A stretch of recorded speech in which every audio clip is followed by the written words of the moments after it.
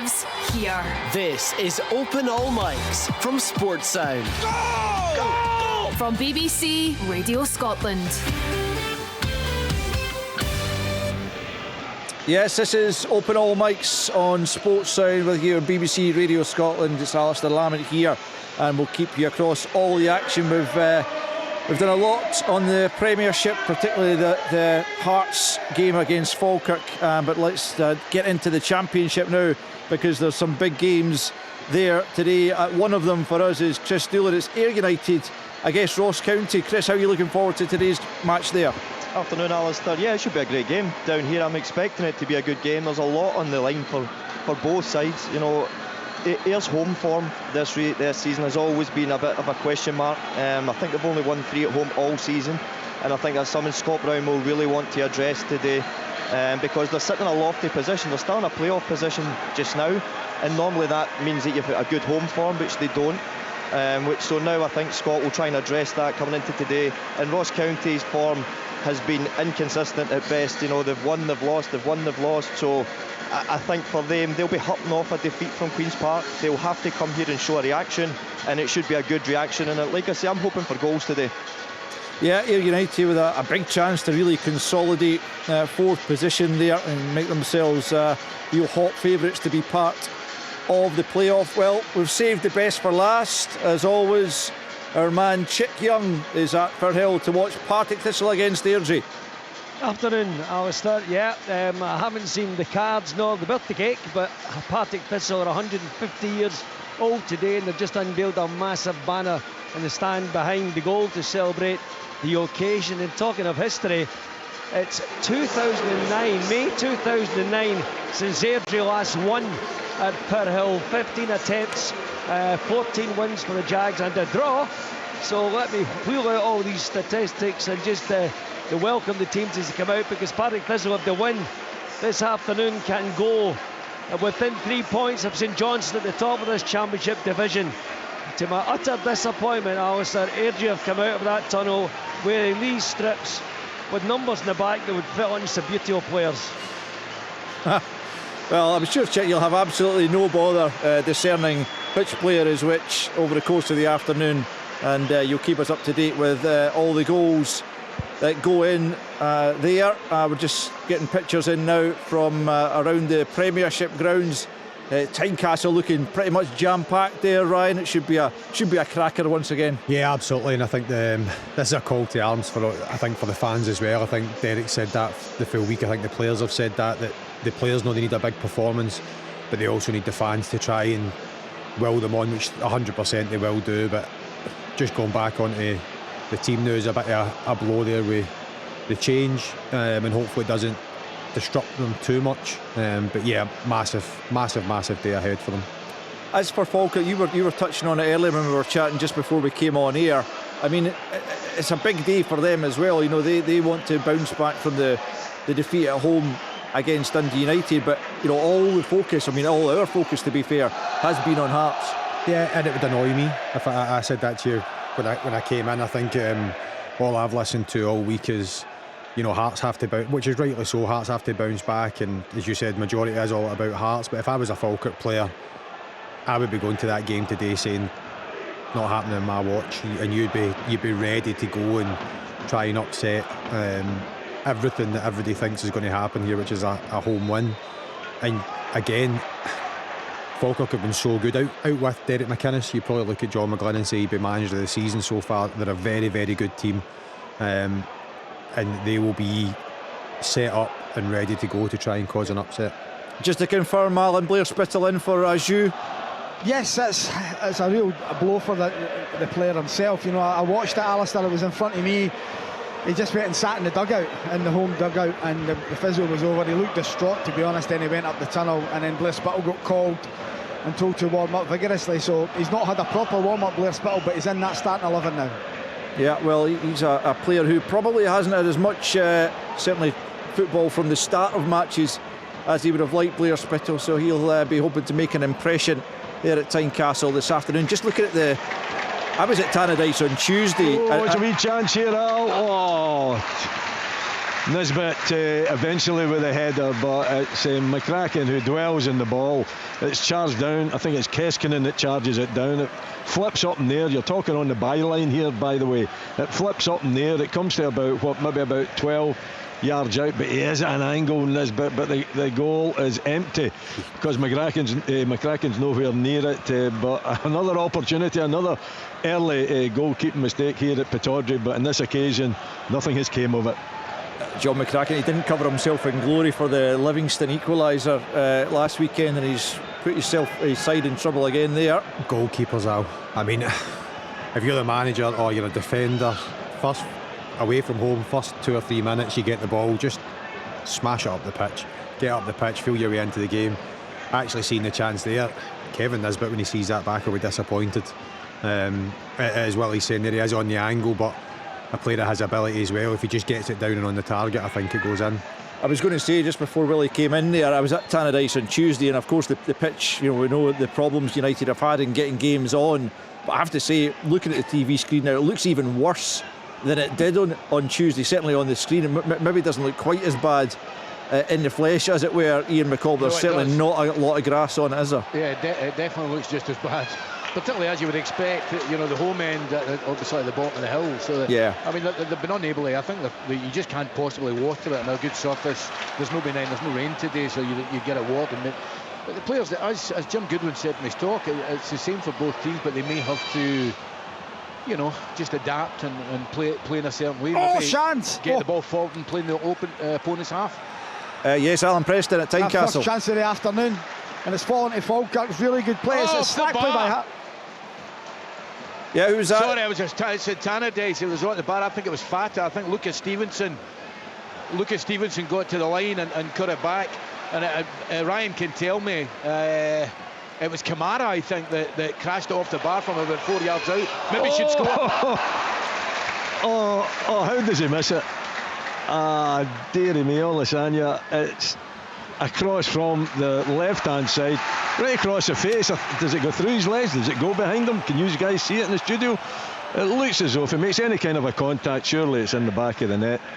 He doesn't make any contact and the chance is gone.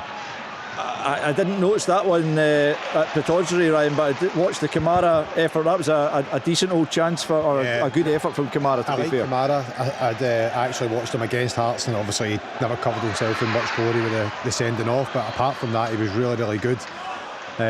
Should he score, or is it just a good finish? It's a decent finish. Yeah, he's got good contact on it, Collie, but probably he would look at it and you would think you've got to score from there on that angle. What are you, 8-9 yards out? And then on the Aberdeen chance, I think he just fresh airs it. I think that again it's a good ball across. Aberdeen have started really, really well, and I think you're just looking to get any contact on the ball there and hit it towards the goal, and it goes in an empty net. But yeah, a big chance, 2 big chances for Aberdeen. Dundee United starting really, really well, and again, as Alan Preston was saying there, Falkirk, no mugs.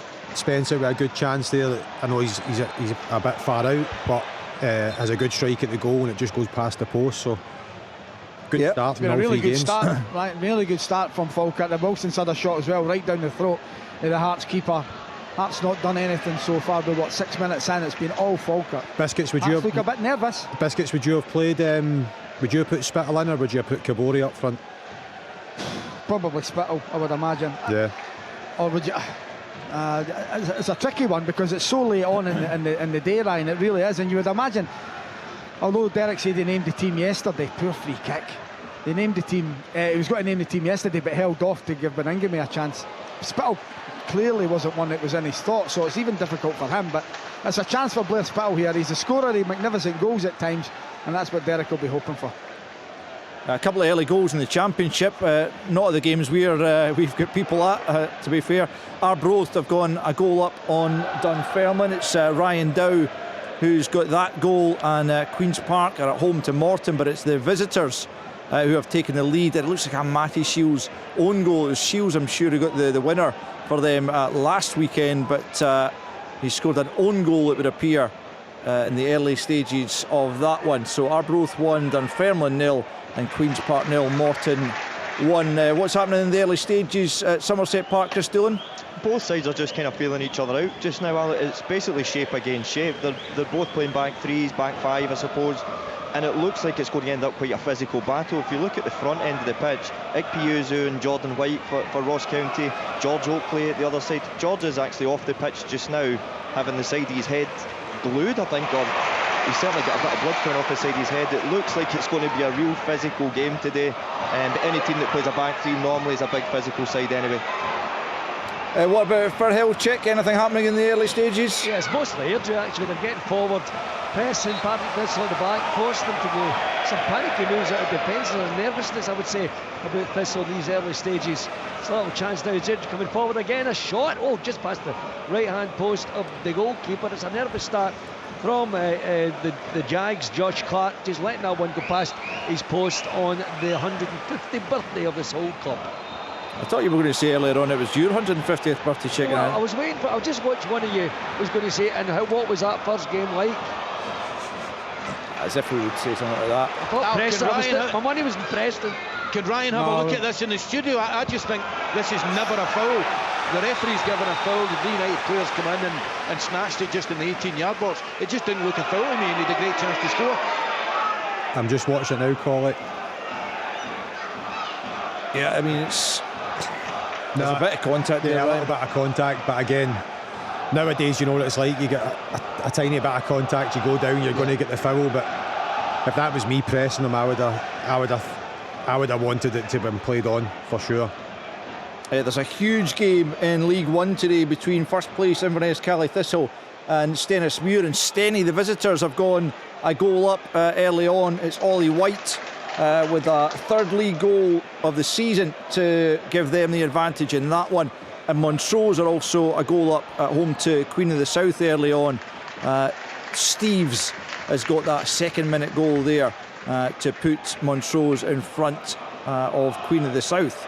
So goals going in the lower divisions, but nothing so far in the Premiership, but a couple of close run things. Just looking into League 2, Forfar are a goal up in the early stages. Haven't got a goal scorer there yet, but they lead by a goal to nil. They are at home to Annan. So the big one is at Tynecastle. Alan Preston, you were talking about Falkirk's good start. Have Hearts begun to emerge into the game themselves yet? Yeah, they've started to play a bit better now. They had a corner there, forced a corner. It was a chance as well for Magnuson in the box, just couldn't get on the end of it. But Falkirk are such a good side. We know the pace that they've got, and they're all over Hearts. As soon as a Hearts player gets the ball, there's a Falkirk player there. And the boy Barney Stewart up front, he's been an absolute revelation. You know, playing for Harry at Watt not so long ago. At Dunfermline, done well. John's brought him back, and it looks as if he's a proper player leading the line for Falkirk. Yeah, he's still pretty raw, but absolutely looks like he's got the makings of a good player, Barney Stewart. And that spell. Brilliant from Braga. Yep. Oh, good. That's a deflection off Adams. It's a corner. Surely that's a corner. Should be. It's great play from Hearts on the right-hand side. Spittle hits Adams and goes over the bar. The referee is right on the spot. It's a corner all day long, ref. You can see that. It's a poor decision from the referee. Good move from Hearts, isn't it, Ryan? Yeah, great move again. Braga can give you that in an instance, that turn inside, and his biscuits. I don't even know. The referee's in the perfect position there to actually see the deflection there. But Hearts have to take confidence from that and take a bit of impotence from it and try and build themselves into the game. But yeah, you would fancy Blair Spittle there to hit the back of the net. Good defending from a Falkirk point of view, flinging your body in front of it. But can Hearts now go and build on that?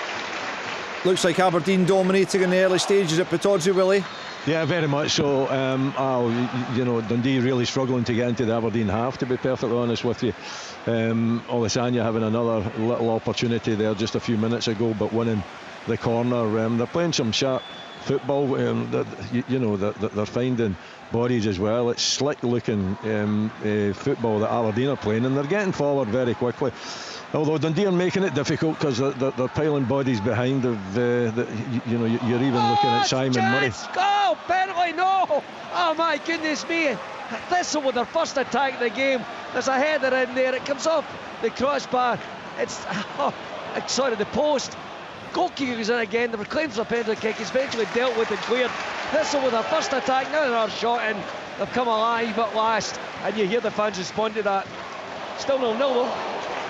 Nice check. A couple of goals have gone in, one after the other at Peterhead. 1-0 to the home side after 8 minutes, but a quick fire equaliser from Oladipo. Destiny Oladipo has put East Fife level in that one. So Dylan Forrest with the opening goal there, and Oladipo with the quick fire equaliser.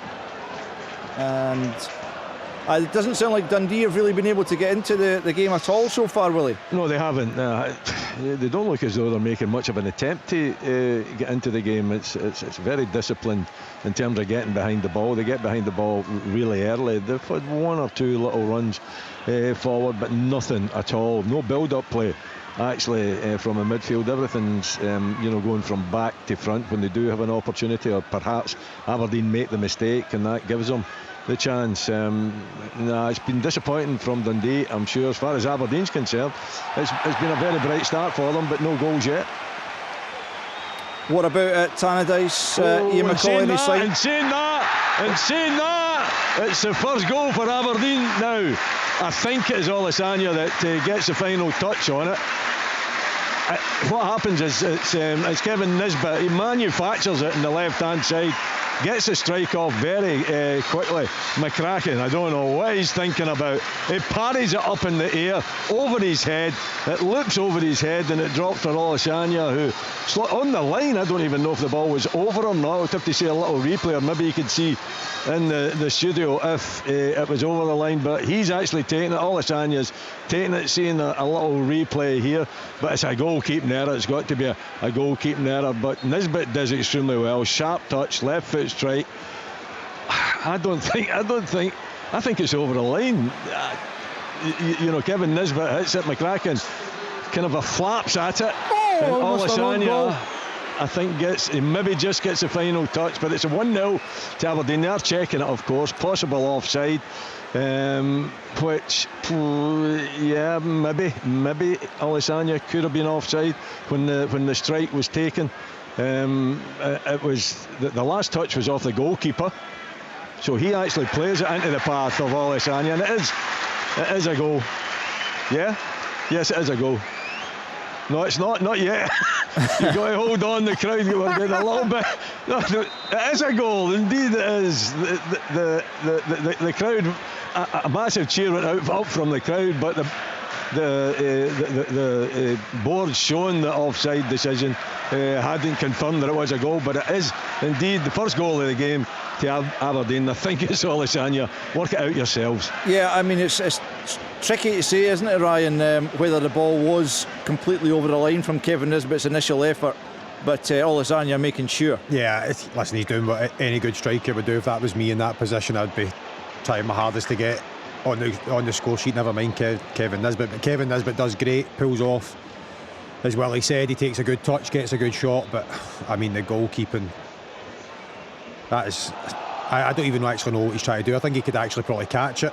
If you're not going to catch it, then at least palm it over your bar and just get a corner, take the corner kick. But to actually palm it up into the air behind you, I mean, he's not one of the best of starts from the goalkeeper. Obviously, the kick out at the start of the game that Kevin Nisbet could have scored from. And Dundee, I actually thought Dundee could have got something out of the game, but I've absolutely no idea watching the game here what their game plan is, what they're trying to do. As well, he said they seem to just be getting at the back and smashing it long, which wouldn't really associate that with Stephen Presley and his teams. But fair play to Aberdeen. Aberdeen have been front-footed, they've been at them, and the goal's nothing more than they deserve so far. Andy Todd has got a 10th goal of the season. What's that, Willie? Sorry, is it Pittodrie?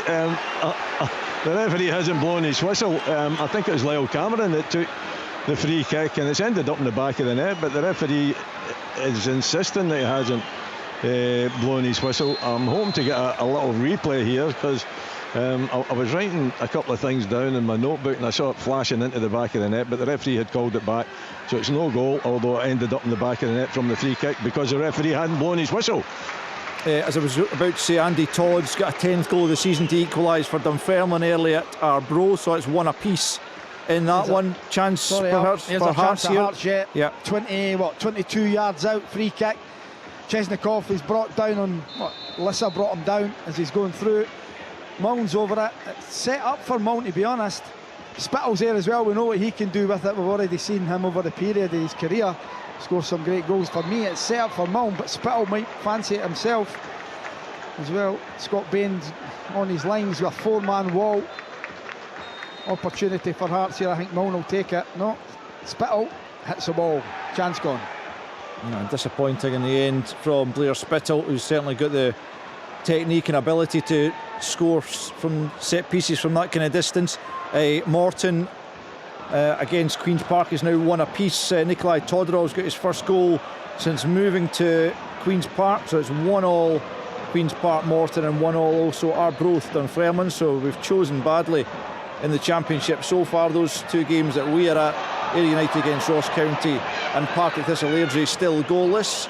I'm sure the guys will bring us goals in a not too distant future. Still goalless. Barney shoots through. I think he's offside, but he's having a shot at goal. I think he's offside. The flag stays down. Saved by Swallow anyway. Yeah, Craig Halkett certainly claiming for the offside. 0-0 at Tannadice between United and Killie, and at Tynecastle between Hearts and Falkirk. The only goal in the top flight has come for Aberdeen at home to Dundee, dominating that one in these early parts of the game. Looks like Tolosi Alessandra maybe get his first goal for the Dons, although I'm sure Kevin Nisbet will be looking to claim that himself. And Falkirk against Hearts looks like it's pretty end to end in these early stages. Really good game. It's a really good game. Falkirk, as we all know, they're a lovely football side, like to get the ball down. Spencer's a catalyst for a lot of that. They've got pace, especially in that right hand side with Wilson. They've given the ball away, and it's a chance for Kizaridis to go through, because Adams, who was up the park there, has been marking him. It's a chance for Hearts to break quickly. See, the goal at the moment at Pittodge has been given to Kevin Nisbet, actually. That might yet be reviewed. Down in England in the Premier League, there's only 3 o'clock kickoffs. One of them has a goal. It's Chelsea 1-up on Burnley. Joao Pedro has got a 4th minute goal there. Villa against Leeds and Brentford against Brighton are both goalless. Who have we not heard, Tom, in a while? Chris Doolan maybe at Somerset Park. Anything much happening in those early stages? Not really, Al, to be honest. There's been a lot of balls going both boxes. If I'm honest, the first 10 minutes, Ayr threw a lot of crosses into Ross County. They defended them well. After the first 10 minutes, Ross County probably done similar to Ayr. And to be fair to the both teams, the conditions for the first kind of 15-20 minutes were horrendous, rain and wind. But that seems to have subsided now, and hopefully that allows the game to settle a bit, because it's been a bit hit long and play to the big guys. And hopefully now with that weather settled, that both teams can pass the ball a bit. It's 0-0 still at Per Hill, but it's a right good game actually. Thistle have settled a bit. They've got themselves back into it, getting the ball moved quickly. They've created a couple of opportunities. Tony Watt creating problems, so calm and collected on the ball, of course, up front, and Logan Chalmers getting himself into it. And Alex Samuel, the header that hit the post. It's a good game. No goals so far, Alistair. I'm kind of can you kind of guarantee? I suggest there may be goals. Alfie Bavidge has been among the goals for Inverness Cally Thistle on loan from Aberdeen. He's got another one, the leveller at home to second place Stennismuir. As I say, that's a really big game in the context of the title fight there. That's his 9th league goal in League One since moving there. So 1 apiece in that top of the table battle there. And Montrose have gone 2-0 up on Queen of the South, and Peterhead have gone 2-1 on East Fife. We'll get you the goal scorers there. It's Taylor Sutherland has got the second for Montrose to put them 2-0 up, and plenty of goals going in at Balmore. And it's Jordan Brown, who's the co-manager there, isn't he, has put them back in front, having been pegged back by East Fife. So 2-1 they lead in League One. Yes, Alan, do you have something there? Like a foul on Chesnikov, but the referee was play on, and Falkirk got up the park. Derek McInnes is irate. Chesnikov's down, picked up a knock. It's having a go at the assistant on this side. Looked like a foul, but the referee's on the spot said no. It's been decent. We're a quarter of the way through the game. It's been Nothing in it, really. Both sides going for it. The conditions look pretty horrendous at Tannadice, just to add to that heavy pitch, Sheen. That may be a penalty, or is it? It's outside the box. Tony Watt pulled back just on the 18-yard line. It was a wonderful break by the Jags. Alex Samuel Sosa getting it forward, check back out. Ball was played in. It's a yellow card, and it will be a free kick to Thistle. Right on. Well, almost right on the. If it was on the line, it would be a penalty, but just as near as you can get, really. Free kick to Thistle. That was a pretty poor challenge. It went in at Tynecastle there, Alan. It gave Falkirk the free kick. The Hearts had a bad kick and they put themselves under pressure. Steinvender in the right back area. He tried to play to Chesnikoff. He then tries a little step over. You can't be doing that. And I see Blair Spittle and Derek McInnes have had a right go. I'm telling them he can't be doing that. Just play it up the line, because here's an interesting chat. Oh, ball's hit heavy over the top. Donaldson gets on the end of it but can't bring it. Cut it back with his head. But yeah, you can see what Hearts are trying to do. Derek's wanting to try and hit it long if they can. Braga's making the run over the top. Chesnikoff's coming short all the time. He needs to try and mix his game up. I need to correct myself. The goal at Peterhead that put them 2-1 up was not Jordan Brown but Jason Brown. So he's got his 7th goal of the season to put Peterhead 2-1 up on East Fife in League 2. Forfar through Martin Rainier leading by a goal to nil against Annan, and Stranraer are a goal up on the league leaders, or actually they're not league leaders anymore, having fallen off top spot thanks to East Kilbride's emphatic victory in midweek. Yeah. What a goal that is! Partick Thistle ahead from that free kick. It simply rattled into the back of the net, and the crowd stand to applaud that goal. It is Partick Thistle 1, Airdrie 0. Any thoughts on the goal scorer, Chick? I'll come back to you on that. He's away asking somebody. What a day he's having for his 150th birthday. Well, Partick Thistle a goal to the good. Laughing. Come on, Chick, who scored it? We've all been there. Ask him round the press box. You've got it.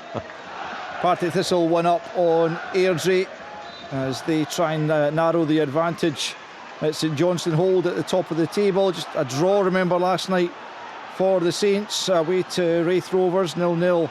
That one finished, so Thistle with a game in hand, 6 points behind, but of course a victory today would take them to within 3 points of the league leaders, and that really has been a closely fought title race again, Ryan, in the Championship. Yeah, it always is. I think the Championship's been brilliant year after year, hasn't it? The end of it sort of goes on a run, can mount a charge out of nowhere. Obviously, I was actually enjoying listening to Chris Doolan there as he was trying to tart up the Ayr United Ross County game in the best possible way, without saying it was absolutely horrendous. But listen, I love the Championship because on any given day, any team can beat anyone. And I'm dying to hear who actually scored the Thistle goal. It was Ben Stanley, right? There you go, Chick. There we go. There was 3 of them over the free kick. Logan Chalmers, Tony Watt, and Ben Stanley. And I'm Chesnikoff chance. Oh, he's had it over the bar. I think he's offside anyway. Really good play from Braga. Yeah, he's offside. He comes off his line. Chickie's about 5'10" with blonde hair, Ben. My interest in Bonds has deteriorated over the years. Yeah, Chesnikoff comes off the right hand side. He goes through the middle. It's a lovely ball from Braga. It looked offside to me. Through with Scott Bain to beat. Hits it over the top of him, but over the top of the crossbar. It was Stan. What I tell you, when you see this, guys, when you get to see the pictures, what a strike! It absolutely rocketed straight in the net. No curl, just a drive, powerful, and the goalkeeper had no chance. Ben Stanley. I'm sure this is his 100th game today. There's a lot of. I think there's been a lot of interest in Ben during the window, and Thistle managed to hold on to him. But he's a fine young player. He's a very good young player, isn't he? Chris, you'll have had him coming through at Firhill. He's a player who can go places, isn't he? He's brilliant, and Ian McCall will be the same. I think you could see his trajectory and where he was going. He's such a great boy, but he's a good worker. You know, he goes away, does his gym work. I think wherever he goes, he'll be in the team for years. You know, there's talk of obviously moving to Aberdeen and all these other teams. I think wherever he goes, he will find his feet. He'll get in the team somehow, but he'll be in there for years because he's such a reliable boy to have in your team as well.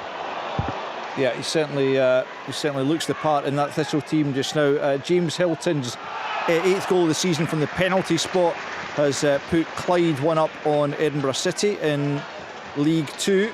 Plenty of goals going in the lower leagues, not quite so many in the top flight as yet, or indeed in the championship games we're covering, although Chicks just had one at Firhill to put Partick Thistle a goal up in that one against Airdrie. Big bonus for Thistle. You know, you're talking about the championship there, Ryan. If they win this, they're about 3 points within touching distance of St John's. That result last night with Saints failing to get all 3 points, I think was smiled upon by everyone here at Firhill. Very much so. Yeah, you'd imagine so. Ian, I was just looking at the pictures coming in. I mean, the rain there is torrential once again, and it's not helping the pitch, that is it? Well, actually, you know, I apologise to the people of Dundee, because I said it wasn't raining, and then the rain came on and it hasn't stopped. But as anybody that's played on a dry, bumpy pitch like this, when it dries out, it's awful. But you know, when there's a bit of rain on, a bit of water, it's easier to play. So in a perverse way, it actually helps the players. Okay. I mean, listen, it's not. Kilmarnock are doing a lot better now, and they're kind of the dominant force in the game. But there's been, out with the chance that we talked about, there's not been much going on. Willie, Dundee making any more of a fist of it at Pittodrie? No, they are. They've had a fair say in the game for the last 10 minutes or so. They've managed to shake off the fact that they've just had to defend for the first maybe 15-20 minutes or so. That's and they've come back. What is ridiculous? Somebody's put a mirror in front of him. But they've got a corner here. They've got a corner here, and Aberdeen having to defend for the first time in the game, but they're defending well enough so far. Charlie McCarthy nearly had the jersey off Tony Watt there, pulled, and you can see it clearly. He goes to the ground. The referee has a word with him. No yellow card. Totally bizarre. What about Tynecastle, Alan? We've given it the big build-up today. Looks relatively even in these early stages. It's very even, although Falkirk have stepped up the last couple of minutes. They won a corner, which was not back, and there's a chance again for them to the byline. Just over the top, a heavy cross from them. Falkirk have been really good on the eye. What a good side John McGlynn's got here. He really is, and it's the way that they play. You know, Spencer's the one that keeps it going for them. At the back, they're two centre halves. Obviously Nielsen's out, not allowed to play against Hearts because it's his parent club. Henderson's missing, but Donaldson's come in, the club captain. Lissa, who can play anywhere, he's gone back to play he's a good player as well, isn't he? And and it's not changed. They just do what they do. Very good movement. Even at their throw-ins there, you can see what they're trying to do the whole time. They're such an accomplished football side, really are. What you made of Hearts so far, Ryan? I think they're nervous. Yeah, I think what Alan's saying there, they just look to seem to be a bit devoid of ideas just now. I mean, I always go back to, I always like when Hearts are front-footed at Tynecastle. I like it when they get it wide, they put balls in the box, they ask questions, and when they don't do that, I think the games sort of just fade away from themselves. I can see obviously Derek McInnes on the screen here shouting at them to get forward a bit quicker, but again, does the personnel come into that? Because Blair Spittle's probably not going to make the runs into the channels. I know Braga will, but then when Braga, if he does go into the channels, who have we got hitting the box? As Alan said, I think Falkirk just now look more on the front foot. They look more aggressive on second balls. So Hearts have to try and find their way into the game and try and, apart from that one chance that Kineskov has had, which was offside, they need to try and fashion some more chances out the game. Alan, what you made of Chesnikov so far? Because he was a big kind of wait for him to eventually actually come to the club after a kind of a long courtship, but he's had 2 or 3 starts maybe now. What have you made of him so far? All right, nothing to write home about just now, but you just never know. I think especially when people played, his league finished in, I think it was end of October, beginning of November, so he'd done nothing really. And you can run all you want and do what you want, but if you're missing that, that training we bought, is a chance for Spencer? Knocks it wide. If you're missing that training with teams and getting game practice up against it, it's difficult. So he's come in. I don't think, and although Aju's injured, I don't think you'll see the best of a lot of these players at Hearts until next season, till they've bedded in, till they're settled in the city, till they've had a pre-season under their belt, then I think you'll start to see the best of them. At the moment, it's a bit miss and match just now because there's so many injuries. People are just coming in, and some of them aren't 100% fit, but they just have to get on with it. The pre-season's the biggest thing. Yeah, pre-season is so huge, and people probably outside football don't realise how big that sort of 6-8 week period is to even just get that feel with your teammates. It's so vital especially for foreign boys as well, to come in and understand the Scottish way and the way things go. So, but again, as Biscuit says, they don't have any time. Somebody has to become a hero today. Somebody has to grasp the game by the throat and try and get Hearts something. And on loan, Hearts player Bobby McCluckey's got his 5th goal in seven games for East Kilbride. They are the league leaders in League 2, and they lead Dumbarton by a 1-0, and Clyde have gone 2 up, and Hilton's got his 2nd of the afternoon, and his 9th for the season in League 2. And I was going to tell you, in England there's been goals at both Villa Park. They now trail Leeds United by a 1-0. It's Stack who's got that goal, and Brentford are a goal down at home to Brighton. It's Gomez on the score sheet there, adding to Chelsea's goal early on against Burnley. So goals in all of those games. Ian McCall, any sign of any goal-mouth action at Tannadice? Not really, no. Alistair, I mean, Kilmarnock are coming right back into it. They're kind of dominating possession of the ball. I mean, the Dundee were playing in the counter-attack there, and they're getting forward now with Kamara. But the Kilmarnock have taken hold of the game just in the last 10-15 minutes, and to be honest, they're moving the ball about the pitch really well, and in the second half they're shooting down the hill. So I'm sure Billy and Neil McCann, if they get to half-time, nothing each, they'll find they've got a real chance to take the 3 points. Yeah, you would imagine so. They were certainly... Dundee looked miles better in the last 5-10 minutes as well.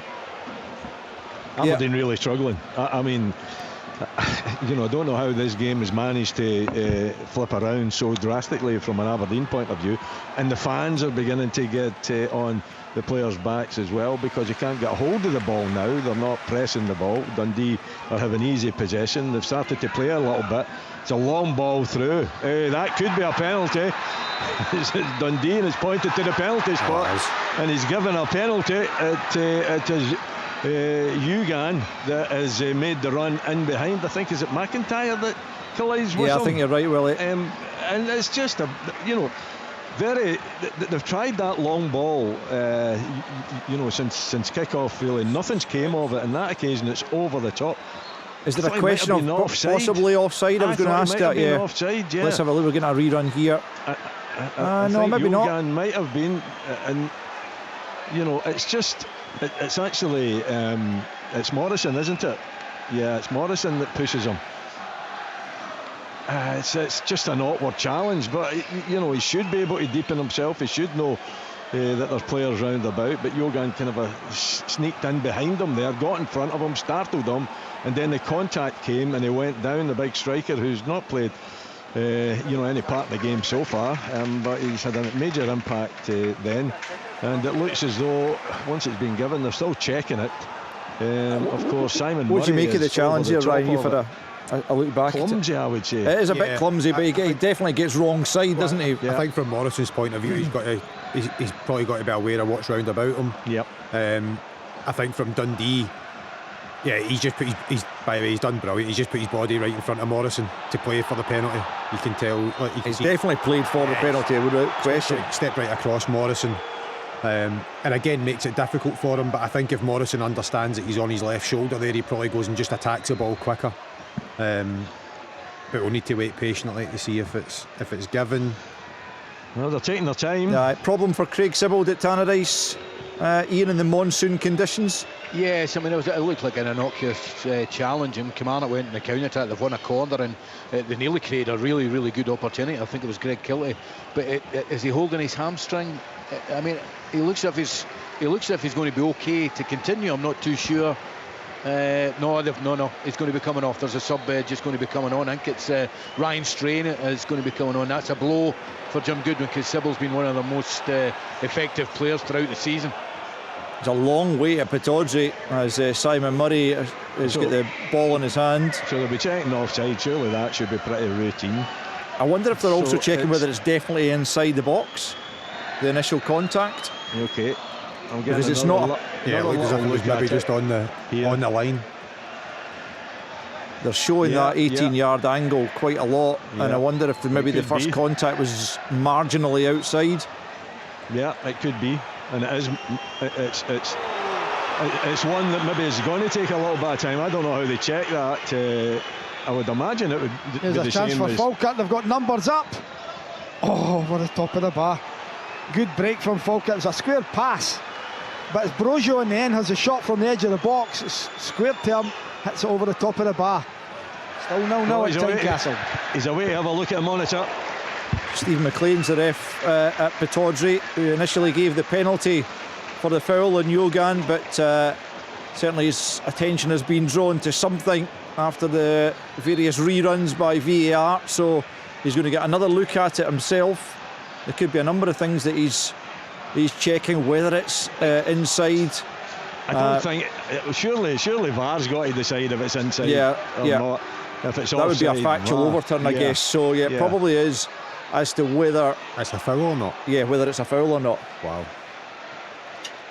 Which he goes down pretty easily. He does, but he kind of throws himself down to the ground. He gets himself in a good position. See, if you're a striker and you don't think you're going to get there, you're going to put your body in front of the defender.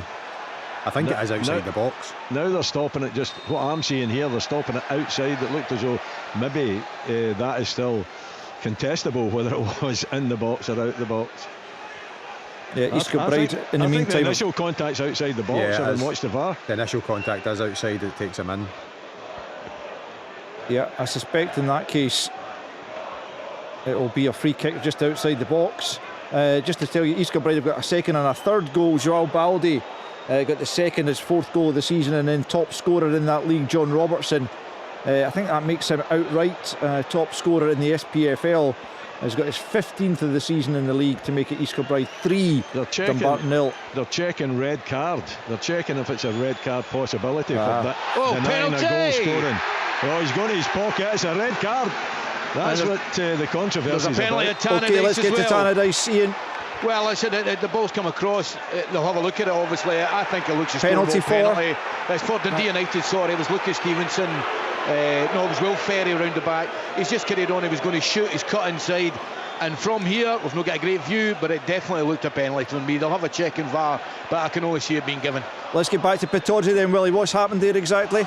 Well, it's a red card. The referee was invited to go over and have a look at it, and obviously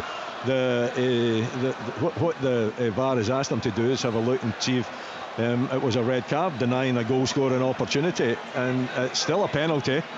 So they're deciding that it was in the box. Simon Murray's got the ball in his hand, but Morrison's been sent off, red carded, after the referee went over and had a look at the monitor. Aberdeen down to 10. Dundee United with a penalty. We'll get to Ian McCall when that's on the spot and see if Dundee United can put themselves in front against Kilmarnock. Did that look like the right award to you, Ian? Yeah, it did at the time. I mean, the Kilmarnock players aren't happy for it. I've got a little monitor here. I'm having a look right now. There's not a lot of contact, but I think it'll be given, and referee has just booked Kilmarnock player for some of the protests. And it's Fata. Simon Murray. Who is Simon Murray on the run. Oh, we've got two penalties, one here and one Pittodrie. Goal for Dundee, Simon Murray. Fata's about to run up.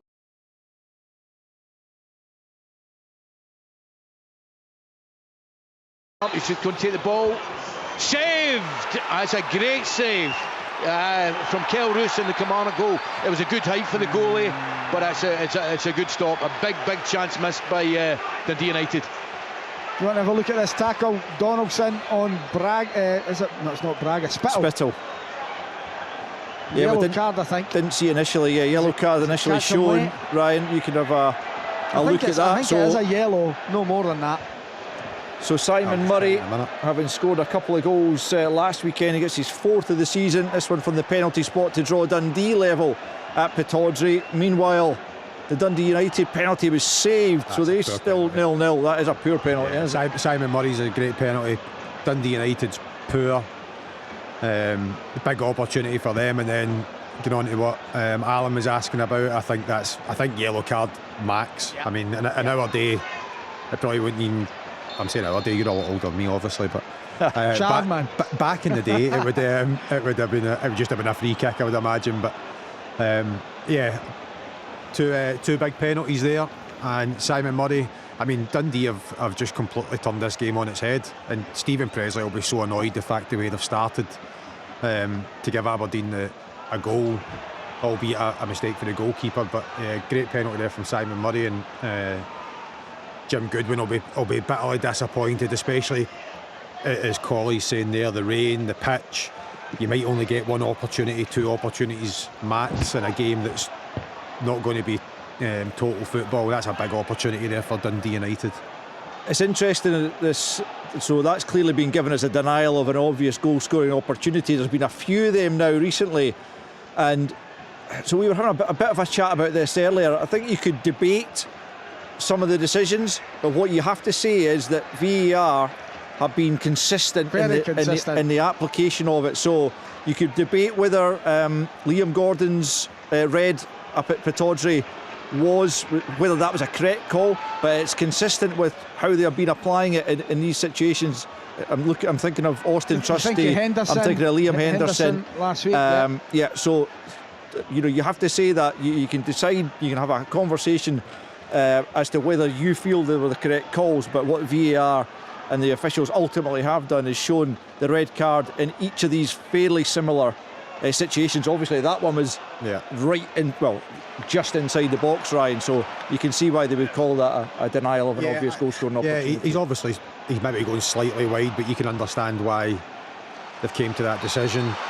The Motherwell ones I'm not so sure about, but again, all we can really ask for is consistency, I suppose.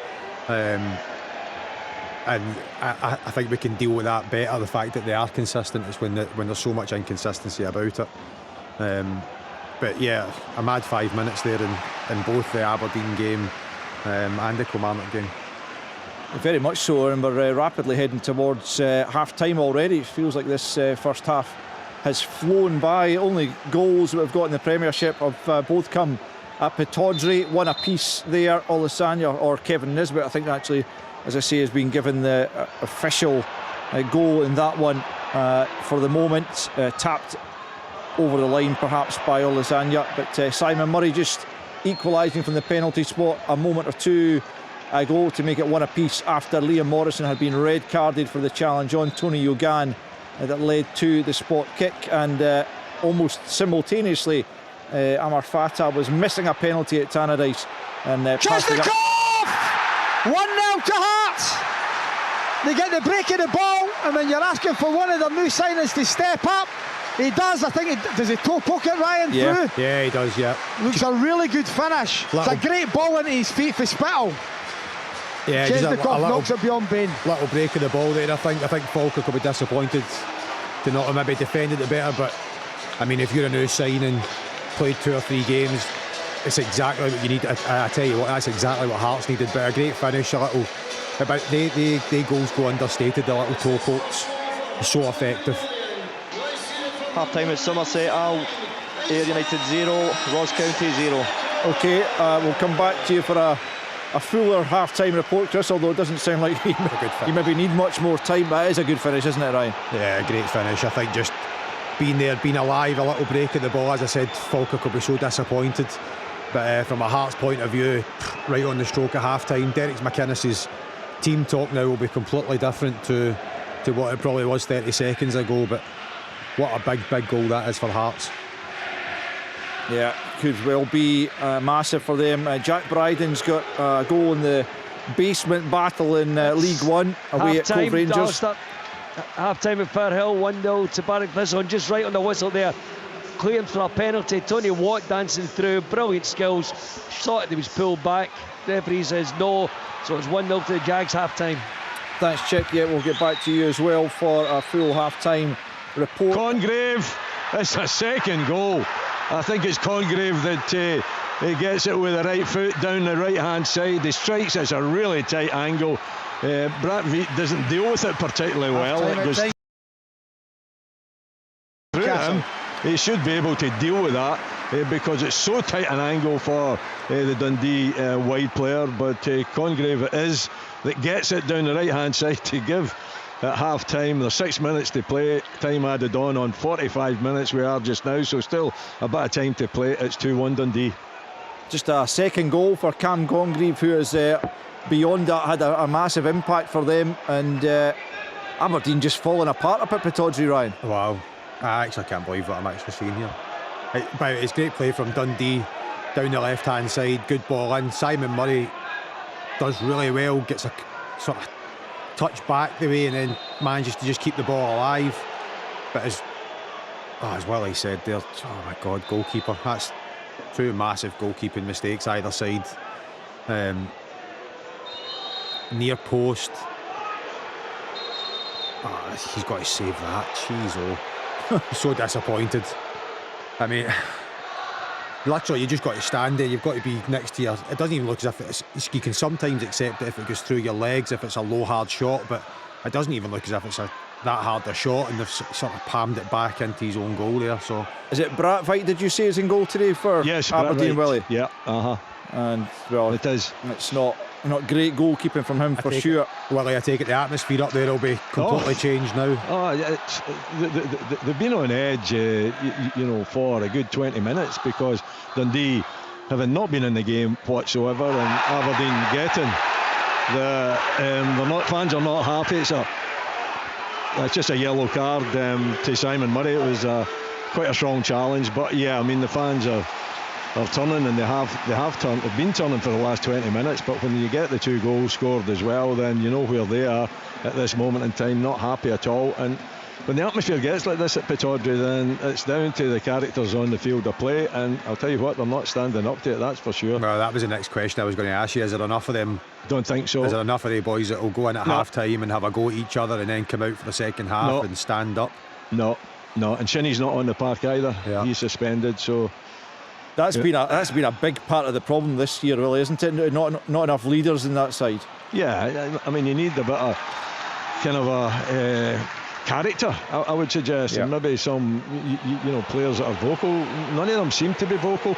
Nielsen is one that talks and encourages, but the rest of them, and with the new players coming in as well, half time at Tannadice, no goals. None of them look as though they're willing to take the responsibility out there either. So this game has been turned around. It's going to take a huge amount of effort from Aberdeen to get anything out of the game at all. Lyle Cameron with a corner there as they try and get a leveller before the interval. Dundee have turned that one around against the 10 men now. Liam Morrison sent off. That's the only game still. It must be into injury time now. Well, I suppose we had that long delay for the 6 minutes. Yeah, 6 minutes added on, is it? Mm-hmm. And the problem now is Dundee have got something to hang on to, and then it adds more apprehension to the Aberdeen players. Obviously the fans will make their feelings heard at half time. I find it so hard. Ian Jess was one of the first tops that I had, an Aberdeen top, and you think back in Aberdeen and you just think such a big club, and you look at them sometimes and they start the game so well there, and that's happened over the years. As they start the game so well, 1-0 up, Dundee can hardly get out their own half, and 40 minutes later they're 2-1 down, and everything's just flipped on its head again. Actually, I'm just looking at that second Dundee goal has gone down in as an own goal. No, as a Joe Cotterill goal. It certainly looked to me that it was Congreve that hit it and was taking the acclaim of his teammates, but I didn't see Cotterill anywhere. Maybe he was on the line to knock it home, but we'll have to get a replay of that to clarify. But that is what's been. I thought it was over the line for where I'm sitting, because Braithwaite managed to get a hand to it, but I thought he pulled it out of. There's another opportunity, a good save there, good strike from Joe Cotterill on this occasion, but Cotterill did follow it in, right? But I felt that it was over the line first, so that's how I was reading it anyway, because Braithwaite didn't deal with it properly. It went past him. He's kind of scooped it out from behind him. Now he is on the line, so I felt that the ball was over the line and it's hit Cottrell and went into the back of the net. So if it is Cottrell, then it's marginal. Yeah, okay, well, we'll see if we can get that cleared up. That's a couple of goals up at Pittodrie that are slightly up for debate in terms of the identity of the goal scorer. Aberdeen's opener looked like it was over the line from Nisbet before Olasanya nudged it right further into the net, and then that one we're talking about, Congreve or indeed Cottrell getting the final touch to the goal that has put. That's half time. You can hear the booing in the background, I'm sure, but it's half time at Pittodrie, and it's 2-1 for Dundee. Okay, so that is half time around the country. We will get half time reports right here on Open All Mics. This is Open All Mics. Goal! Brilliant! On BBC Radio Scotland. Yeah, so half time in the top flight score lines. Aberdeen 1 down to 10 men after a red card for Liam Morrison. Aberdeen 1, Dundee 2, Dundee United 0, Kilmarnock 0, and Hearts 1, Falkirk 0. So we will head initially to get the report on that first 45 at Tynecastle from our online commentary team of Rory Loy and Rob McLean. Yes, Al, Islam Chesnikov's first goal for Hearts could be absolutely massive. Rory's been talking earlier about just the run of games coming up for Hearts. They look very winnable, but this one's got danger written all over it, and it still does, really, despite the fact they've gone ahead just before the interval. Falkirk have looked really good, very fluent, getting into the attacking areas pretty consistently, and Barney Stewart's had an effort saved by Schwolo. Kyle Wilson has looked very quick and lively down the right side. Calvin Miller creating from the other side, and Ben Brogio has had a shot that was just a foot or so away from the top corner as Falkirk have repeatedly threatened. Hearts have had their moments going forward as well. Chesnikov could have scored before he actually did, although the offside flag went up. Scott Bain made a really good save, but Hearts have stuttered at times when they've got into the attacking areas. Sometimes final ball, sometimes final touch, just not quite being good enough. But maybe it's that old mark of champions when you come through 45 pretty indistinguished minutes from by their standards this season, but they found the moment that mattered. It was Kizirides looking to get a shot away. It took a deflection and it dropped up, it popped up so perfectly for Chesnikov to poke the ball in past Scott Bain right on the stroke of half-time. The Hearts fans roaring their approval, but also relief around the ground because of the way this first half has gone so far. They'll feel they need another goal to make things safe, but perfect timing, Rory, for that opening goal. It was perfect timing from Hearts because Falkirk were the better team in that first half, Rob. Whilst their final pass let them down, had it been better on occasion, they might have found themselves a goal or two up.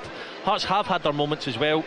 I feel sorry for Alan Preston actually, because everything's been down our side. Alan sitting across from us. You've got Milne, Kizirides, Wilson and Adams going hammer and tong that full half up and down the left and right hand sides respectively, and it's made for a good game. There's not been a lot of goals or huge amount of goal-mouth incidents, but it's been a really good game to watch. Hearts really trying to switch the play as quickly as they can to Kizirides on this side or Chesnikov on the other side, and they've had their moments, Hearts, but I just feel that Falkirk will be extremely disappointed to go in 1-0 down. Hearts slightly fortunate to do so, but they would take that if it ended like that right now.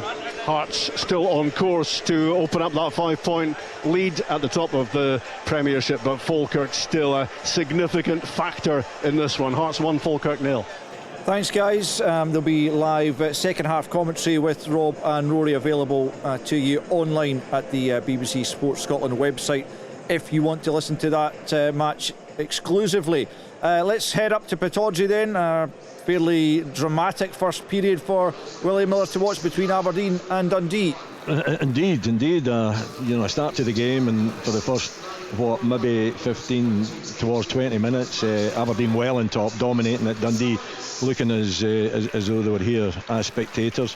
And not surprisingly, after a couple of opportunities, Nisbet header maybe should have done better.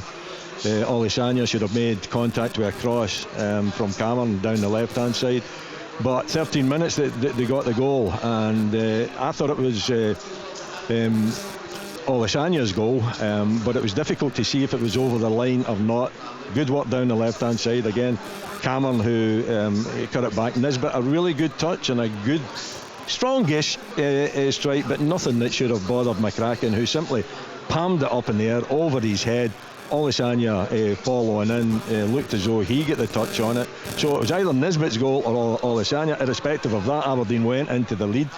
And then within the space of 5 minutes, the whole game was turned on its head, and Dundee started playing rather than launching the ball forward. Although their goal did come, that was closer to half time in 40 minutes. It was a long ball over the top, and Yogan getting on the end of it, getting in behind Morrison, the Aberdeen centre back, who clumsily bumped into his back, and the striker went down in the box. It was a long look at it from VAR, and then the referee was Stephen McLean was asked to go over and have a look at it. The length of the VAR look was because, and it didn't really dawn on me, to be perfectly honest, was it a red card or not? Was it a goal scoring opportunity?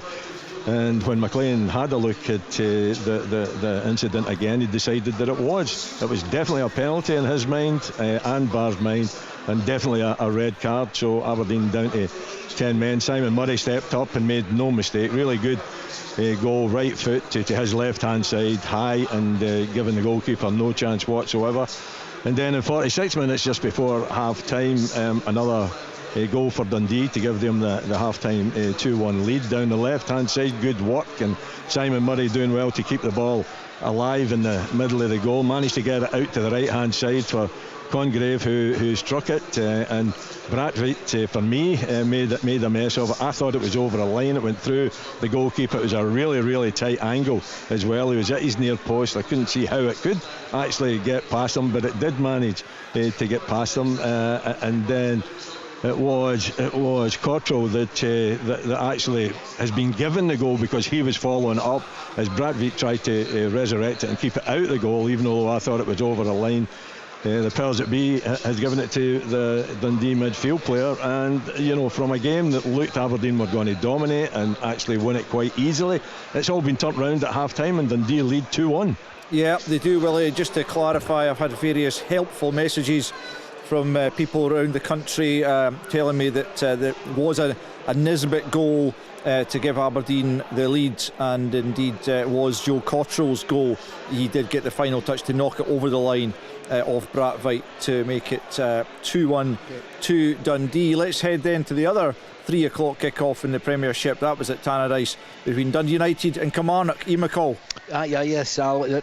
As of yet, no goals. It's 0-0 at half-time, and the first 5 minutes of the half and the last 5 minutes of the half were all the incidents, and they all included chances for Dundee United. But in between that, I thought Kilmarnock played very well. Neil McCann changed to a 4-3-3 with, it looks like that to me anyway, with Kiltie and Curtis playing a little bit narrow off Hugel. But Dundee United after 2 minutes hit the bar. Kamara's made a late midfielders run into the box. Lucas Stevenson, good cross. He's fired off the crossbar. Maybe he should have scored. Then Kilmarnock kind of, I thought anyway, took over. But then in the 40th minute, Dundee United were given a penalty. Will Ferry has cut inside. It was carried on. He was going to street, and it was brought down immediately. I thought a penalty. Fata walks up to take it, but it was very, very comfortable. A real good height for Kel Roos in the Kilmarnock goal, and it was saved comfortably. There was in the 45th minute, I thought Lucas Stevenson had a great chance. He had so much time in the box from a strained cross. I mean, he was really isolated in the box. He took a really, really heavy touch, and the Kilmarnock defence managed to clear. Kilmarnock going down the hill in the second half, 0-0. They'll fancy themselves. At Tannadice, it's Dundee United 0, Kilmarnock 0. Thanks, Ian. Swiftly into the Championship. Ayr United against Ross County has been watched by Chris Doolan. Yeah, and at half-time it was Ayr United 0, Ross County 0. We've just kicked off the second half there. First half, really dry first half, if I'm honest. Both sides, the goalkeepers had very little to do. It took Ross County 35 minutes to have a strike on goal from Ross Docherty, straight down the middle, which was easily saved by Thompson. But to be fair, the home side have probably dictated play in terms of possession. Ayr have knocked the ball about well. They've created a few half chances without troubling the goalkeeper, but I think in this half, shooting towards the Somerset Road end, the home side will expect to pepper the box a bit more, but it was still at half time it was 0-0. Thanks, Chris. We'll get to Firhill in a moment, but there's a choice of listening coming up on Sports Sound now. Stick with us on 92 to 95 FM and BBC Sounds for the rest of the football and open all mics. Remember, commentary of Hearts Falkirk will continue online only with Rob McLean and Rory Loy at the BBC Sports Scotland website. But if it's live Six Nations rugby you're after, all the build up to Wales v Scotland with Andy Burke and the team is coming up on Radio Scotland Extra, on digital, online and 810 medium wave. The passion lives here. Sports Sound Rugby. The Six Nations football lives here. This is Open All Mics from Sports Sound. Go! From BBC Radio Scotland. Thanks for sticking with us on Open All Mics. Let's get to Chick Young, who's at Firhill watching Partick Thistle against Airdrie. Yeah, and as we stand, Alistair, Partick Thistle within 3 points of St Johnstone at the top of the championship table because they lead Airdrie by 1-0. The second half is underway. It was a quite magnificent free kick from Ben Stanway that rocketed beyond the wall and put the Jags ahead after 25 minutes. They've created opportunities, and so too have Airdrie in the wake of all that. But they've got a real grip on this game and a real placing in terms of catching St Johnstone at the top of the table. 3 points behind, 1 goal up against Airdrie into the second half at Firhill. Thanks, Chick. Elsewhere in the championship, it's Arbroath 1, Dunfermline 1 and Queen's Park 1, Morton 1. In League 1, Alloa 0, Accies 0, Cove Rangers 0, Kelty Hearts 1, Inverness Cali Thistle 1, Stennismuir 1 in the top of the table clash, Montrose 2, Queen of the South 0 and Peterhead 2, East Fife 1. And into League 2, Clyde 2, Edinburgh City 0, East Kilbride 3, Dumbarton 0, Elgin 0, Stirling 0, Forfar 1, Annan 0 and Stranraer 1, Spartans 0. That's you right up to date. Alan Preston, you had an early second half chance at Tynecastle. Yeah, 12 seconds into the second half, and it's Claudio Braga at the edge of the box. Nice turn, shot right in the middle of the goal, just wide of the target. Scott Bain, I looked at him, he rooted to the spot. He wasn't getting there if it was on target. Good start to the second half from Hearts. So this game is far from over. Falkirk are coming out the second half as well, believing that they'll get something. They've got their own battle. They want to try and get on level with Hibs on points. So interesting, 44 minutes left here. Yeah, looks like a half-time change for Kilmarnock at Tannadice. Ian, can you fill us in on that? I'm sorry, I haven't noticed it as yet. I'll get back to you and I'll let you know what it is. It looks, is that Marley Watkins coming on, Ryan? Looks like Watkins on. It certainly wasn't done in front of us where we can't see. It'll be underneath you, Collie, I think. Yeah, most things are. Still not back out at Pittodrie. Remember, there was a long delay in the lead up to the penalty awards, so they are just slightly behind the other games. They are about to get back underway. Definitely Marley Watkins that's on now. I'll confirm who's went off. I think it looked like it might be Brad Lyons. I'm not. He might number still 8. That rings a bell. Yeah, I think Lyons is 8. He had a little bit of injury. He went down for 2-3 minutes. 5 minutes before half time. So that would be a fairly attacking change, though, wouldn't it? Watkins for Lions. Yeah, absolutely. It looks like Kilty has dropped into where Lions was playing. Right. Yeah, that would make sense. So back underway in most of the games around the country. I'll just bring you up to date with scores in the top flight in England as well. At half-time, it was Aston Villa 0, Leeds United 1. Stack with the goal on the half-hour mark.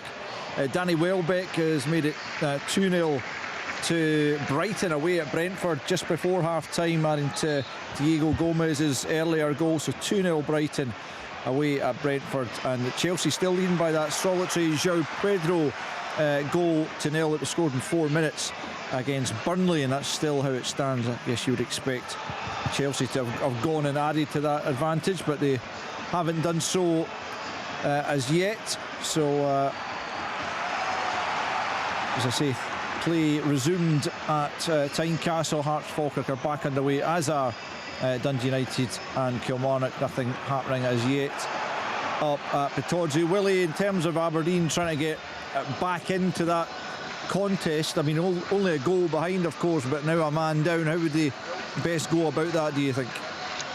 Well, they're looking at Palaversa coming on. He's out warming up. He's come in from the cold lately, hasn't he? Very much so. I was wondering where he was, to be perfectly honest. I think his last start was in October, and then he wasn't involved at all. So come on a sub against Motherwell, I'm sure, and if my memory serves me right. Yeah, I think you're right. Anyway, he's back in the squad. Looks as though he's going to come on in the second half to give him a bit more energy in the midfield. It's remarkable how they've thrown this game away, to be perfectly honest, because the first 20 minutes it was all Aberdeen. They were in control. Dundee were causing no issues whatsoever, and it just flipped. They were presented with the goal as well from McCracken. Everything was going great guns. Had a couple of opportunities. Nisbet, Olasanya had 2 chances before they did get the goal, and then from that 20-minute mark, Dundee just dominated and got their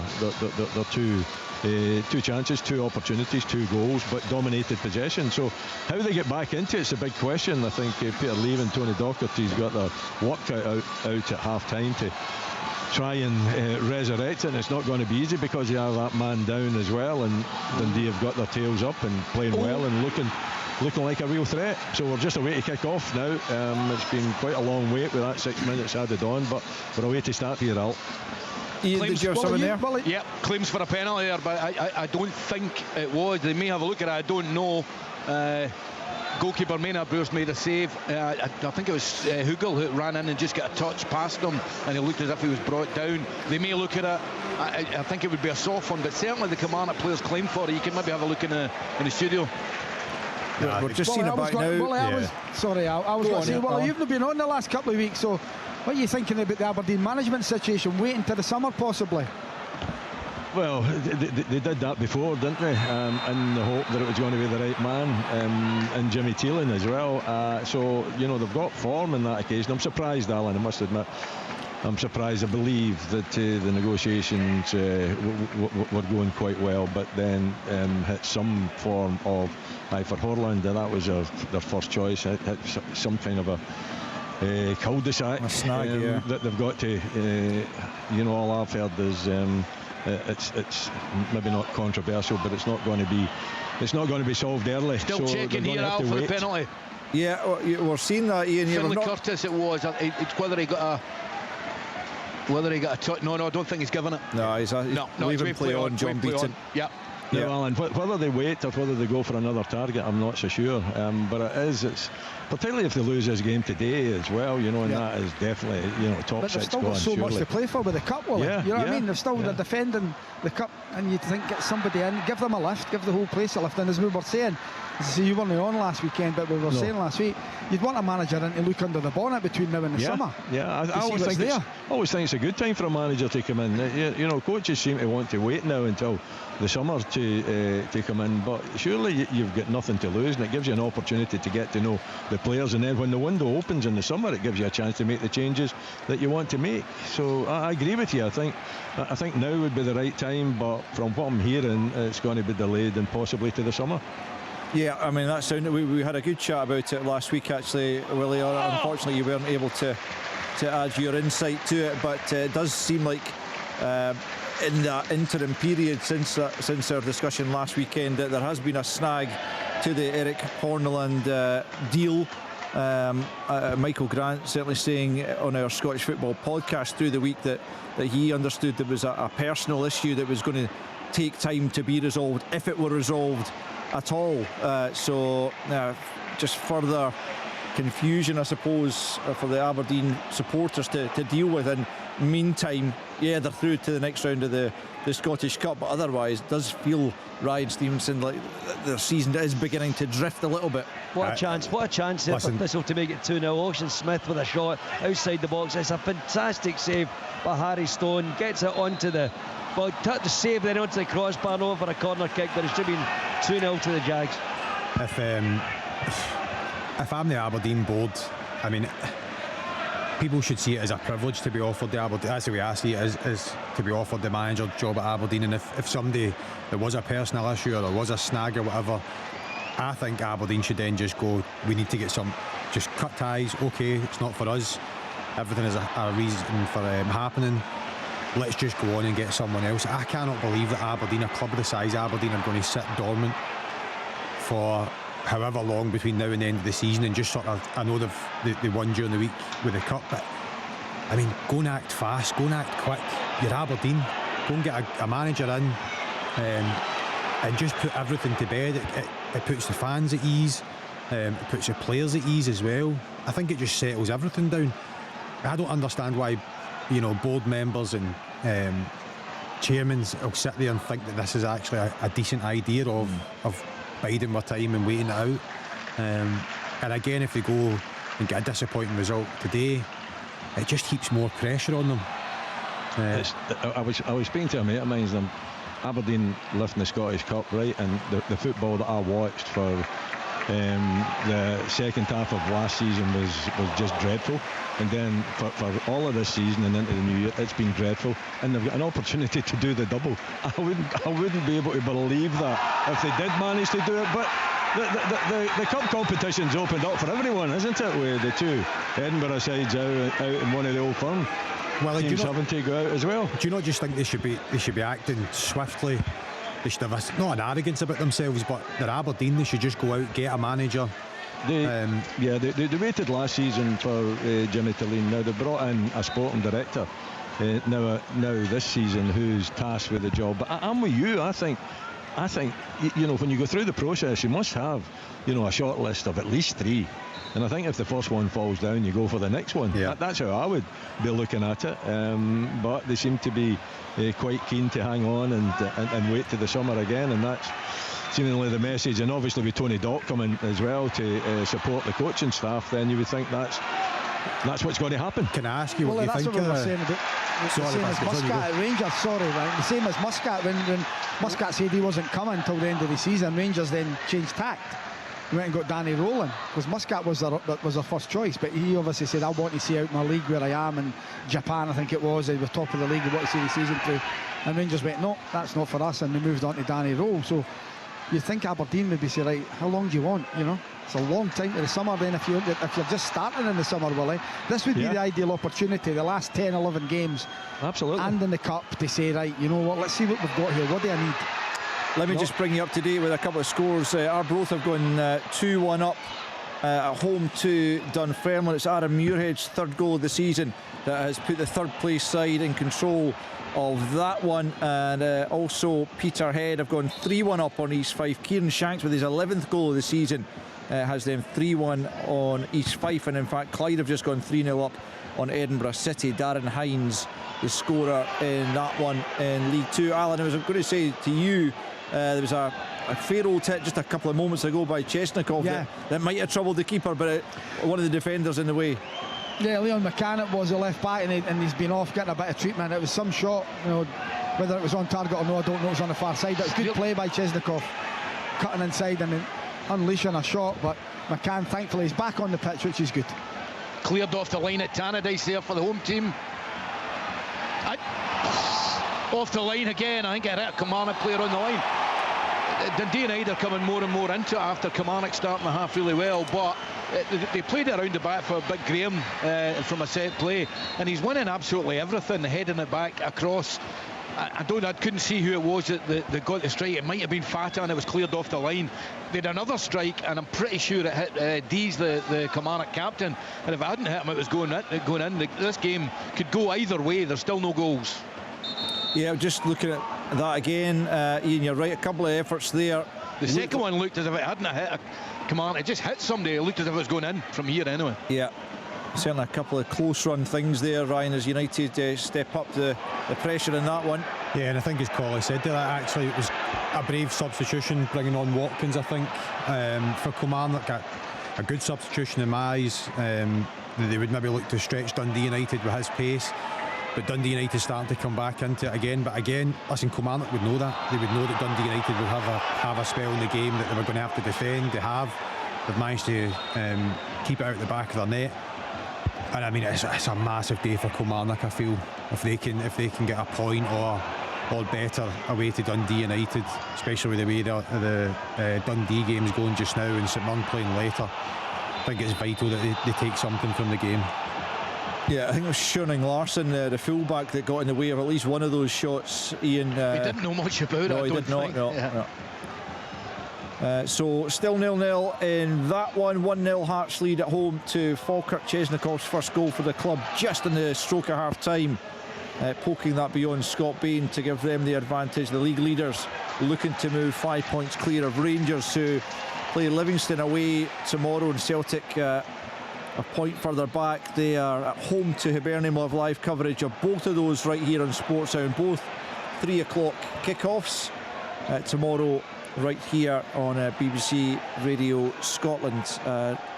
Just looking at some of the other scores. Chris, I was going to ask you, in the absence of anything happening in your own game, I mean, Arbroath have gone 2-1 up on Dunfermline to really consolidate third place. They are looking very good for the playoffs right now, aren't they? Absolutely, and it's the right time to put points on the board, you know, and basically consolidate that playoff spot.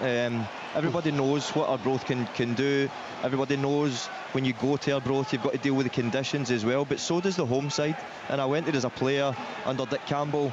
I'd never been in Arbroath in my life. I had no idea what I was turning up to, and the wind is horrendous. So the way that they're managing to churn out results in the wind and the weather that's up there is fantastic. And David Gold and Hamilton deserve a lot of credit, because young managers, they've stepped in after a guy like Dick Campbell, and they've shown that they deserve to be in the Championship, and they can do well in the Championship as well. Yeah, absolutely. Still nothing really doing at Somerset Park for you? No, I mean, I think at United, to be fair, Scott Brown has made a really positive change, and they've went to a box midfield. They've brought Ethan Walker on to play just off George Oakley, and all of a sudden they're starting to get a real press on at the front end of the pitch, and they've controlled possession anyway. From most of this game, they have controlled possession without causing real chaos at the back.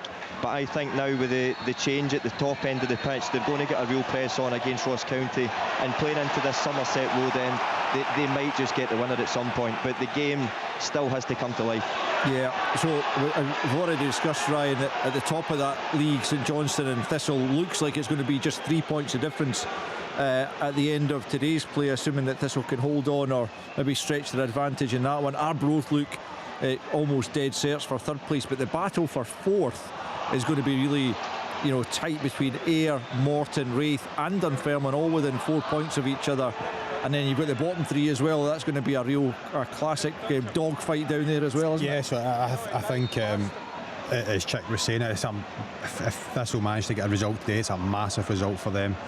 As you guys were saying, I was literally just about to say before you started speaking about it, the Arbroath situation, third in the Championship, is incredible, absolutely incredible. And then obviously the fourth spot for that final playoff spot. It could be MD's. You would think maybe with Neil Lennon being at Dunfermline, he would use all his experience. Chris, keep thinking they're going to go on a run, and then it just falters, doesn't it? And they're losing today. Scott Brown will obviously, I know the budget that they have been given will be at some stage they have to try and make an indent. They've been disappointing in the playoffs over the last couple of years.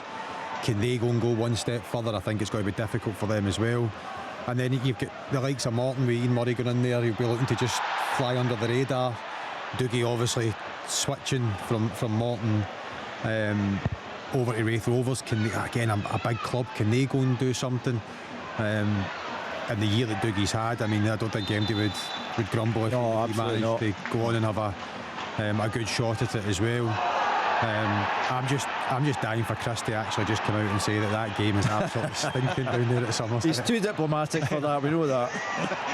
It should have been 2-0 to Thistle here. Should have been 2-0 to Thistle. Ben McPherson, what a run he has down the right hand side, must have been 50 or 60 yards, gets a great cross, and I'm already just shouting the name of Tony Watt. Got to score, doesn't really hit the target. A chance for him, came across with some pace, but Thistle are playing some sweet football, and they know the incentive. You've just been talking about it. They get tucked in right behind St John's, 3 points behind them if it stays like this. But Airdrie get forward, Alistair. They've had threatened an occasion, and I think the management team here would be happy if the Jags could get another goal just for comfort. Yeah, they've made a real good fist of that title fight and keeping it alive, certainly to this stage. Alan, I asked you earlier on what you felt about Islam Chesnikov's impact so far. Looks like he's been pretty lively today. He has been. He's done well, especially in the second half. He's starting to get to the pace of the game, which it's always difficult to do, and it's how long he can last. But he's done well. He's had that shot which took McCann as a corner. He's won a corner for Hearts here, and Magnuson a header over. But no, he's done well. As more as the game's gone on, he's grew into it and got better and better. But Falkirk's still very, very dangerous as the rain is thundering down now here in Edinburgh. Still 1-0 to Hearts. Made its way down from Tannadice down that east coast. How are things faring at Tannadice, Ian McCall? I mean, I hate to say, I hope it's not going to peter out into a nothing each, because it's been a really strange game. I think Kilmarnock have been the better team, but ultimately Dundee United could have scored 3 or 4 goals, and Kilmarnock haven't really had that many chances. I mean, it's still all to play for, and the rain has stopped now, thankfully, but I think it's helped the pitch and therefore helped the match as a spectacle. That's a strike. Oh! What a strike from Ferry. Was it Stevenson or Ferry? But listen, great strike, 25 yards. You'll see it coming in. And listen, a terrific save from Cale Roos in the Kilmarnock goal. Queen's Park have gone 2-1 up. Here's a chance Morton. for Falkirk as Barney Stewart. He's taking it inside Halkett. He'd be better hitting it. He tries to take it inside him, and the chance is gone. Real opportunity there for Falkirk. Just the wrong decision there, Ryan, wasn't it? I think as Alan said, I think he's got to take that onto his left foot there and create a bit of an angle for himself, and then just get the shot away. I think obviously his right foot's his strongest foot as well. Watching it back here, just take it on your left foot and then just try and get a strike away. At least I think he's tried to actually pass the ball, but you're inside the Hearts box, just get some sort of strike at goal. As Bradley nearly thrown one into the back of the net again. Danda with a strike at the angle, some maybe 23 yards out, and it's an easy one. He should take it. Listen, it is wet out there. The rain has been pouring down. I think it's covering all the east coast out, but the goalkeeper, the Aberdeen goalkeeper, it comes to him low. He doesn't gather it at all, but he's very fortunate that it slips by the far post. You'd have caught that, Willie. First big chance. He's got his score. Simon Murray, the flag goes up anyway. Would have been offside. Little dink over the top. Simon Murray gets the space. Central defenders, where are you? Don't know. Jack Milne, nowhere, and he should put it in the back of the net. Fortunate. It was a bad effort from Simon Murray, normally quite deadly in these situations, but the flag would have went up anyway. It's very marginal, actually. If that had ended up in the back of the net, that could have been a decision for VAR to make. Chris, did you have something there? Yeah, United just crashed a header off the bar. It was Kevin Holt from a Stuart Bannigan free kick, and it looks as if the game almost looks as if a set play is maybe going to be the thing that separates the two sides. That both structures are good, they're almost cancelling each other out. And it looks as if a set play might be the thing that unlocks them, and it was nearly probably only an inch off being Ayr United. It was whipped in from Stuart Bannigan, an out-swinging corner, and Kevin Holt crashed his header off the bar. But that's been the first big chance, but I do think a set play might be the thing that separates both sides. A few goals to tell you about Henry Fieldson. I think I mentioned that it made it 2-1 for Queen's Park against Morton, his third goal of the season. Spartans have got an equaliser away to Stranraer. It's Ethan Drysdale who missed out in midweek against Dundee United, but he's back to score that leveller to make it 1 apiece. Alloa have gone 2-0 up on Hamilton Accies. It's Luke Donnelly getting his 4th goal since joining them, and Dumbarton have pulled one back away to East Kilbride. It's now 3-1 to the league leaders. Ali Omar for Dumbarton has drawn them, well, giving them a slight chance of getting something from that game. That is you up to date. The rugby is kicking off in about 15 minutes if you want to listen to that on our other frequencies. So how are we set? Aberdeen 1, Dundee 2, Dundee United 0, Kilmarnock 0, and Hearts 1, Falkirk 0. No goals in the second half of the respective top flight games as yet. Alan, would you say that at Tynecastle is it still pretty much up for grabs? Falkirk still making a decent game of it? Yeah, they are, and they've still got some guys to come off the bench, the likes of Brian Graham, you know what I mean, who can cause concern. Marsh is on, but I do think Kyril Wilson's gone off injured. They've lost his pace in the second half down that right hand side. But Falkirk very much in this game. 1-0. The next goal for either side is crucial. If Hearts can get it, we can maybe see this through if Falk could get it. It's totally game on. Well, there's still only just one goal in that game. In terms of the difference between the sides. Aberdeen are doing okay. I don't know. I think that a big part is the way Dundee have went about the second half. Very similar to the first 20 minutes of the first half, where they're putting more emphasis on defending that lead than trying to cause Aberdeen problems. So the Dons have had plenty of the ball, not really created too much with it, I must say. But Dundee seem to be quite happy with the way the scoreline is, and you can understand that. But at the same time, 10 men Aberdeen, I would imagine you would want that third goal, and then you would put it, beyond their reach. But they don't look too ambitious to get that third one. Yeah, maybe just trying to see that one out, but it's a risky game at times. So Ian McCall at Tannadice, you're still waiting on your first goal of the game. Who'd your money be on getting it? So listen, Dundee United, as I said, could have scored 3 or 4 goals, and bizarrely enough, I think Kilmarnock have been their equal, if not maybe shaded it. So it could go either way, but does a draw suit them both? It certainly does not suit Dundee United, given the result at Tynecastle. I don't think it suits Kilmarnock either. And, I wouldn't say it really. No, absolutely. And they've still got 3 forwards on. They may change that again. I mean, it's getting a wee bit scruffy now, as you'd imagine, with the pitch kind of breaking up a little bit. But I mean, there must be a goal at some point, Al. Surely. Well, let's hope so for your sake. Arbroath have gone 3-1 up on Dunfermline now. They look good for the 3 points in that one. I think it's important to say about Arbroath. Nobody's mentioned it. They've not done it in a plucky part-time way. No. They actually play. I've seen them a few times, 2 or 3 times, and I've spoke to a few people about them. They play a certain way, and they knock the ball about, and they move it. They play 4-2-3-1. They've got a couple of really good centre backs. One of them can really play, Tam O'Brien. So I think it's important that it isn't just a fight and a battle with Arbroath. They've won games because of good football. Yeah, no, I agree. Elgin City 1 up on Stirling Albion.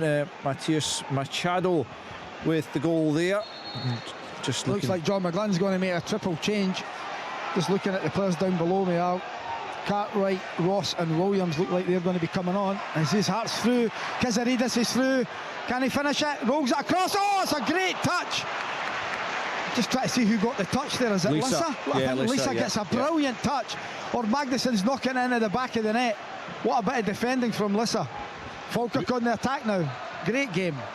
Really good strike there from Danda, just on the edge of the box. A good save from Brathwaite, and the Aberdeen goal. It was right over the top of him, right enough. Surely he's not going to make a mess of that one, but hey, the way the goalkeepers have been playing this afternoon, who knows. But he managed to get a good touch on it. Goes out for a corner to Dundee. Dundee are coming back into the game, begin to control it. That was a really important intervention from Lisa, Ryan, wasn't it? That could have been the game there for Hearts. Yeah, great defender. I think the fact that he's actually managed to turn his body around and get his foot onto it. Magnuson's got a tap in from all 4 or 5 yards out, so kept his team in the game. As Alan said, they're going to make a triple substitution, and it's actually 4 they're making. Alan's coming on as well, because Cole Donaldson, who I've got to say has been out for a long time injury, it's great to see him back. He's had a horrendous injuries at Falkirk while he's been there, the captain of the club. I think it's just cramp, and hopefully for him it is just cramp. They're saying he's done for the day, so Allen will be the 4th one that will come on, Connor Allen. So we'll wait and see who comes off. But it's 4 changes certainly for Falkirk. As I said at the start of the show, I think outside Derek McInnes, he's been manager of the season. I mean, for what he's done from when he went in it, but with the 7th in League One to now where they are, the way they play. I've got to throw in the Motherwell boy, I think. Yeah, true. I actually forgot about him, Colin. You keep me right. I tipped him for relegation. Now he's manager of the year. Hey ho. But I mean, do you know what? That actually just says how good the Scottish game's been this year. That we're actually talking about 3 or 4 different managers has been. And we're not really speaking about Rangers or Celtic. So it just shows you the strength and how good the teams have been in the league. But Falkirk are a breath of fresh air. I love watching them. So the 4 off are Calvin Miller, Brogio, Spencer and Donaldson are off. He does that every time. Cartwright, Alan, Ross. He was going to make 3, Colin. He was going to make 3, but because of Donaldson's injury, and it will cramp, it looks like, hopefully. Just cramp. A lot of the times it's the 3 behind the striker. just because of the energy they expend. I mean, the movement from the three behind the striker is just it's fantastic. Morton are level again away to Queen's Park. Ian Wilson's first goal of the season has made it 2-2 in that one. Robbie Fraser it was with an own goal. Quite magnificent. Kevin Nisbet, free kick, right foot, top corner. What a strike that is. Take a look at it. Top quality, absolutely top draw. 2-2 here at Pittodrie. You'd have been proud of that one, Ryan. Yeah, that wasn't in the Stevenson locker, that one. I mean, as well he said there, what an absolute cracker of a free kick. To get it up over the wall, right in the top corner, down to 10 men, that's when you need your big players to step up. He certainly is that for Aberdeen, but just watching it back here, that's an unbelievable free kick. Actually nicked off the top of the crossbar into the top corner, I think. Yeah, that's perfect, isn't it? Magnificent free kick there from Kevin Nisbet. And again, now can they find something to go and kick on and try and get 3 points out of the game? Yeah, 5 goals for the season now for Kevin Nisbet. He would have expected and wanted to have scored more for sure, but that was absolutely sublime. What a save from Scott Bain. Brilliant hit from Braga, knocked down from Magnuson into Braga. Wonderful technique, great save by the keeper at his near post. And what a chance for Partick Thistle to make it 2-0 as a free kick whipped in, and Danny O'Reilly makes a fantastic run at the far post, gets on it, and honestly I thought he just could have placed that into the net, just went beyond the post. Should have been 2-0 to Thistle. It's still 1-0 against Avery. Dundee United have brought on their talisman, Zach Sapsford, top scorer, and taken off Waters. Okay, let's see if that brings about the opening goal for them. Still 0-0 in that one. 2-2 now. What a goal at Tannadice for the home side. We're right behind it. It's absolutely magnificent. I think it was Amar Fata that took it. It's just basically, everybody knows the type of shot. When you're on the right hand side with the right foot on the left hand side, he's slewed it, curled it. We're right behind it. Goalie was never stopping it, right in the far top corner. Dundee United 1, Kilmarnock 0. Making up for his penalty miss in the first half. Absolutely. With the opening goal, his 5th of the season, Amar Fata to open the scoring at Tannadice. So Dundee United 1, Kilmarnock 0, 2 apiece at Pittodrie between 10-man Aberdeen and Dundee, and Hearts leading by a goal to 0 against Falkirk. It's all happening around the country as Queen's Park have gone 3-2 up on Morton. It's Aidan Connolly this time who has put them back in front once again. That would be a very precious 3 points given their predicament at the foot of the table. At 3-2 they've gone up now, and Queen of the South have pulled one back away to Montrose. It's now 2-1. Kai Kennedy with a goal in that one in League One. But, what a goal that is for Dundee United. I mean, from a Kilmarnock point of view, Neil McCann will be raging, because what he should have done was shown him down the line there onto his left foot, which is obviously his weaker foot. But sometimes you've just got to applaud the fact that he does a little step over, comes inside, and as Colley said, as soon as he comes inside, you know exactly what he's going to do. But you could have had 2 goalkeepers in the goal there, and they weren't stopping that. And it now gives Dundee United something to go and try and build on. It'll be a big 3 points for them. Oh, what a save again from Bain. Kazaridis, he cuts inside, Ricky Villa style for Spurs, beats 3 or 4, hits his shot on target, back across Bain, he gets down, big right hand, good save. That's one for our younger listeners there, Alan. Yeah, there you go there. Oh, you knew it, Al, you knew what I was talking about. Just. Oh, Stanley Matthews, was it not? The chick certainly knew on his 150th birthday. Yeah. Collie, I was going to ask, see Fata's penalty, what side did he put it at? The goalie, you remember? Keeper's right. The keeper's right. As I'm sitting, yeah, the goalie's right hand side from there. Because he took one against it, because my mate's the goalie coach at Spartans, and he was saying to me, Fata takes them and he puts something to the goalie's right, because he took one against St Mirren. It was also the height. It was also the height, Alan. It was one of those. It was about 2 or 3, a couple of feet off the ground, so it was a decent height for the goalie to save. Yeah. Ben Brannan's been sent off for Cali Thistle in the closing stages of their game against Stennismuir. Still 1 apiece in that one, but on loan Kilmarnock youngster. Yes, Alan? Wow, Halkett, full stretch. It's a great ball in from the left-hand side. I don't know if he's hurt himself. He's down in the 6-yard box. But I'll tell you what, Yogan is in. Oh, good challenge. Magnificent challenge. Tom McIntyre it was that got the challenge in there. Just a long ball right over the top. Aberdeen defence caught all over the place at sea. Nicky Devlin goes down. He claims that there was a little push, but if there was a push, it was a little one on him. He's got to do much better. Yogan should have scored, but hey, Tom McIntyre, good challenge, excellent challenge. That's a goal otherwise. Nicky Devlin's got to be miles stronger there. Miles stronger as your captain at right back, defender. Just go win the header. I think sometimes nowadays these players look for free kicks, especially when you're last man looking for a free kick. You're running the risk there. Tommy Goss, it looks like a goal in his debut for Annan, away to Forfar to make it 1 each in that one in League Two. Second debut, Al. Tommy Goss was here before. Well, thanks for that information, Ian. 4-0 now for Clyde, and that looks like a James Hilton hat-trick at home to the bottom side Edinburgh City. So good afternoon for them, as Hilton, I think that makes it 10 in the league for the season. There's a chance for Falkirk here. Great tackle, Finlay. Really good tackle. It's a ball played through the middle. It's Williams is on it. Played inside Milne. Milne struggling to get back. Looks knackered, Milne, to be honest. Finlay with a wonderfully timed challenge. Wait for a corner to Falkirk. They'll make 2 changes. Hearts. Kabore will come on. Alton will come on as well. Just waiting to see who's coming off. Alan, the thing about Harry Milne is he looks knackered after 20 minutes and he's still running about in the 89th. Collie, Hearts Player of the Year last year was Penrice by a country mile, and a poor team, to be fair. But no one talks about him anymore. He's a wonderful young player, and good luck to him in Greece. But Harry Milne's been magnificent. He's done, deserves it when he gets the boy. Will he be in the Scotland squad? That was a question I was just about to ask you. Should he be in the? I think he should be. I think he's been unbelievable this year. Just over the bar. Barney Stewart from Falkirk. It's a ball with the back post. It's not back in. Barney Stewart gets to it.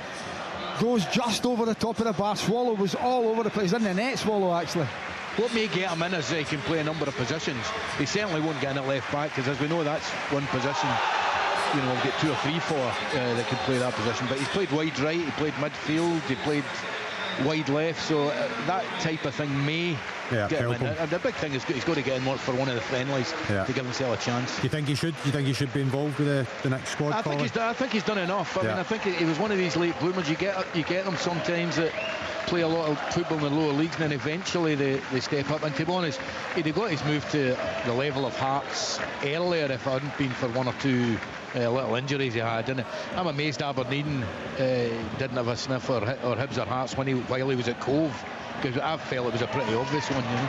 Kai Kennedy's got a second of the afternoon to bring Queen of the South back from 2-0 down away to Montrose to make it 2 apiece. That's 8 goals now in the league for the former Rangers youngster, and Cove Rangers are 1 apiece now, with Kelty Cooper Masson with his first goal for the club, getting the leveller there at home to Kelty in a massive game down at the bottom there in League One. So we're just beginning to approach full time in the games round the country, as Finlay's got an issue here. Yeah, it's another injury for Hearts by the looks of it. Finlay's just sat down. They've got Frankie Kent on the bench, but he's just sat down there, Finlay. I think it's his hamstring, Alan. Honestly, they're just running out of players. I don't know if it's cramped. They seem to be stretching it off. It might be a bit of cramp, I don't know. See how he gets on. The problem with that is once you've got a twinge in your hamstring, do you run the risk of playing another 10-15 minutes, and then he ends up snapping his hamstring? He's going to be 2 months out. So you've got Kent on the touch on the sideline. They're waiting to see how he gets on. But again, it's just been they're telling him to change it. Frankie Kent has to come on. They're telling him to get ready and get changed. Or is it Jamie McCart, actually? It might be McCart. I thought it might have been Kent, because Kent was walking back, but they've shouted on Jamie McCart. Maybe for the continuity of the left sider playing alongside Halkett. So McCart's the one that's coming on for this final 8.5 minutes plus whatever's added on. That's a blow. Hefty old challenge from Nicky Devlin there that ended on a yellow card, Willie. Yeah, it was. I think he's fed up with Yogan, who has been, playing at high level. Actually, he's a big, strong fella. I mean, he goes down so easily. You go near him, and he goes down. But that was a heavy challenge. Yeah, it was. He got a yellow card for it, and Dundee, beginning to get a foothold in the game again. But I just don't understand how they went about it the beginning of the second half when they had the advantage, and they seemed to be just settling for the 2-1 victory. Maybe, what is it, 17 years or how many years is it? Maybe that's in their mind that they haven't been able to win here at Pittodrie, but they were very well on top in the first half, towards the end of the first half, and I thought they would have come out, you know, bursting to put Aberdeen under pressure, but they haven't done that, allowed Aberdeen back into the game as well, and Aberdeen has given as good as they've got in the second half, and they're still pushing forward. They haven't given up the ghost of taking all 3 points, Aberdeen, and I was talking about the players' character. They've certainly shown good character in the second half. Yeah, that's going to feel like a couple of points dropped though, surely, by Dundee if they cannot get themselves back in front and win that game, having been 2-1 up against the 10 men. Wales against Scotland rugby in the Six Nations is underway now. You can listen to that on Radio Scotland Extra Digital Online, and indeed 810 medium wave if you wish. We'll bring you live second half commentary across all our frequencies, so there'll be a little bit of a football hiatus until just the back of 7, when we'll be back on air for St Mirren against Motherwell. Live commentary of that one coming from the Smythe Stadium in another intriguing game in the Scottish top flight. Good luck to Scotland tonight in the curling. Oh yes, of course. Yeah, we'll keep you up to date with that, of course, as well with during the commentary. Britain if we lose. We'll be Britain if we lose. We know what it's like. And yeah, certainly the game is winding down. Willie, do you see a winner coming at Pittodrie for either side? Well, both are having a go. You know, it's not as if you know, both have settled for the draw. Aberdeen, even with being a man down, have played a big part going forward, and you know, they've created some opportunities, and obviously Kevin Nisbet goal. As far as Dundee is concerned, they've kind of wakened up after a very slow start in the second half, and you know, they look dangerous. And of course, the more Aberdeen press forward, the more opportunity they've got to hit in the counter as well. So no, both teams are still looking for that winning goal, I would suggest. Ian McCall at Tannadice, Kilmarnock, any sign of them getting back into this one? Do you know, Alice, Dundee United's got a long throw. Ferry's thrown it into the box as we speak. As usual, Big Graham, the skipper, wins it. We missed it right in front of the goal there. But Kilmarnock, I think at times they've played well, but to be honest, I haven't written down an opportunity for them to score a goal in the whole, whatever it is, we've played 85, 86 minutes. They've looked threatening, they've looked decent at times, but Dundee United really could have scored. We've got the missed penalty, they've had 3 or 4 other chances, and they had their wonder goal. So it was a bit of a bizarre game, but listen, at this stage of the season, with what's at stake for both teams, all that matters is winning, all that matters is the result. Yeah, we've almost had a winner at Somerset in the last minute. Nick McAllister on the getting on the end of a cross. It's been good play from here. It's been built down the left hand side. They whip a good ball in, and Nick comes in off that right hand side and attacks the ball so well. It gets a flush header on it, and it's cleared off the line. And you know, maybe more than what they deserve, but I think in terms of balance of play, Ayr have dominated this game, but in terms of chances, it's been really poor from both sides, and that would have been a fantastic way just to end the game for one of the teams to steal it. 0-0. Sorry, Chris. Tony Watts has been booked out. The goalkeeper released the ball. Of course, you can't do this now, but he had actually released the ball, kick up the park, and Tony Watt got a foot in just to knock it away from him. You know, Airdrie haven't won here, as I said earlier on, since 2009, May 2009. I don't think you're going to win today, but there's still a nervousness that the Thistle just 1-0 ahead. We're late in the game, very late in the game now. But you just got a feeling that Airdrie might get one other chance in this game, which would be a nightmare for Thistle, because they have been the better team. They still lead by that fantastic free kick from Stanley, who was subbed a while ago but still been named man of the match. So it's just a little bit of nervousness about Thistle at the moment, just getting into the dying embers of this. Forfar have gone 2-1 up on Annan. Tyler Pasnick with that goal, and Josh Cooper's made it interesting in the latter stages in Arbroath, making it 3-2 now. Arbroath against Dunfermline. Dunfermline getting that goal back. Josh Cooper's first league goal of the season. Stirling Albion reduced to 10 men as Lee Hamilton is sent off in that one. Montrose have gone back ahead, having been pegged back to 2-2 against Queen of the South. Craig Brown has now put them 3-2 in front in that one. So a lot of late goals flying in. And see Neil McCann on the touchline, drenched there. He'll be hoping a late goal flies in. Well, for Dominic his side. Thompson, Alice just had a hell of a strike. I mean, it was one of them that looked closer than it actually was, but he caught it beautifully. I think it was like 4 or 5, 2 or 3 yards certainly by the right hand post. Charlie MacArthur of theirs has just been booked, and I remember earlier on, Alistair, he got away with a blatant pull of the shirt early in the first half, and that would have been a second yellow, and he'd have been sent off. He got away. He's definitely got away with that. I have to say that the referee Ewan Anderson's been really inconsistent with the yellow cards he's shown today. For me, that should have been a red for MacArthur after the first offence. Okay, still 1-0 in that one at Firhill between Partick Thistle and Airdrie, as Mark Wilson's side look to narrow the gap at the top on St Johnstone to just 3 points. And they both have played 25 matches by the close of play today. Five added on minutes, I think, at Tynecastle, where Hearts still lead by 1-0. Is it nervy at all, Alan? Yes, or are Hearts comfortable? The fans are. No, not comfortable at all. I don't think you're ever comfortable against Falkirk. What a strike! What a strike for Dundee! What a magnificent left foot strike there. Now, who is it? Hamilton.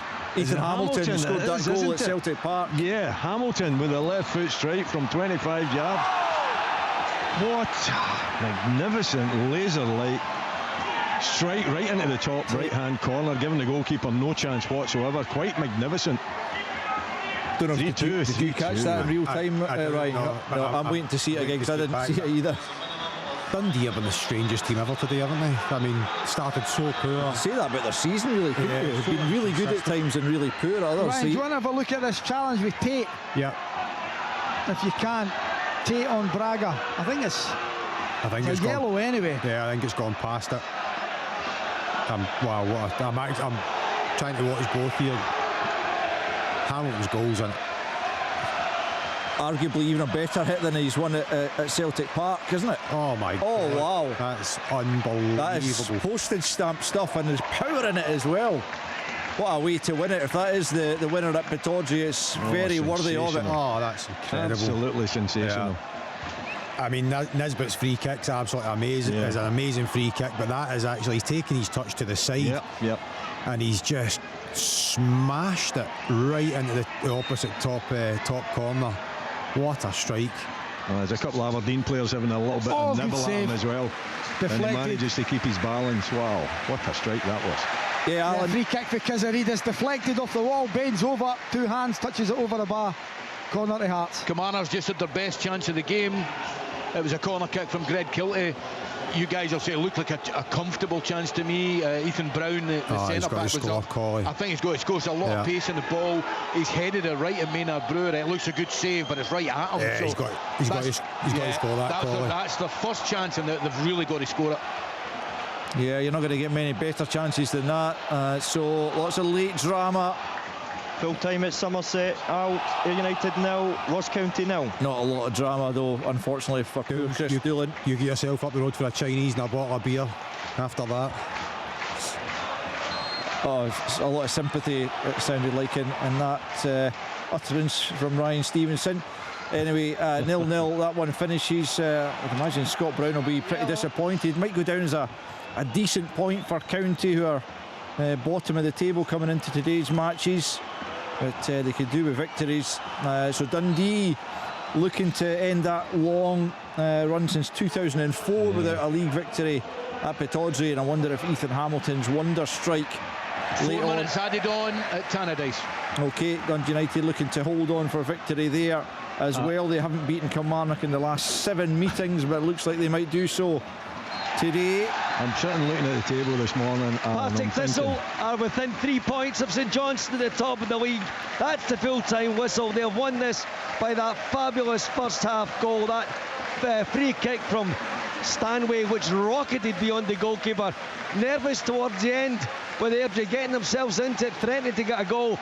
But it's Partick Thistle on their 150th birthday who take all 3 points here at Firhill and move within 3 points of St Johnstone.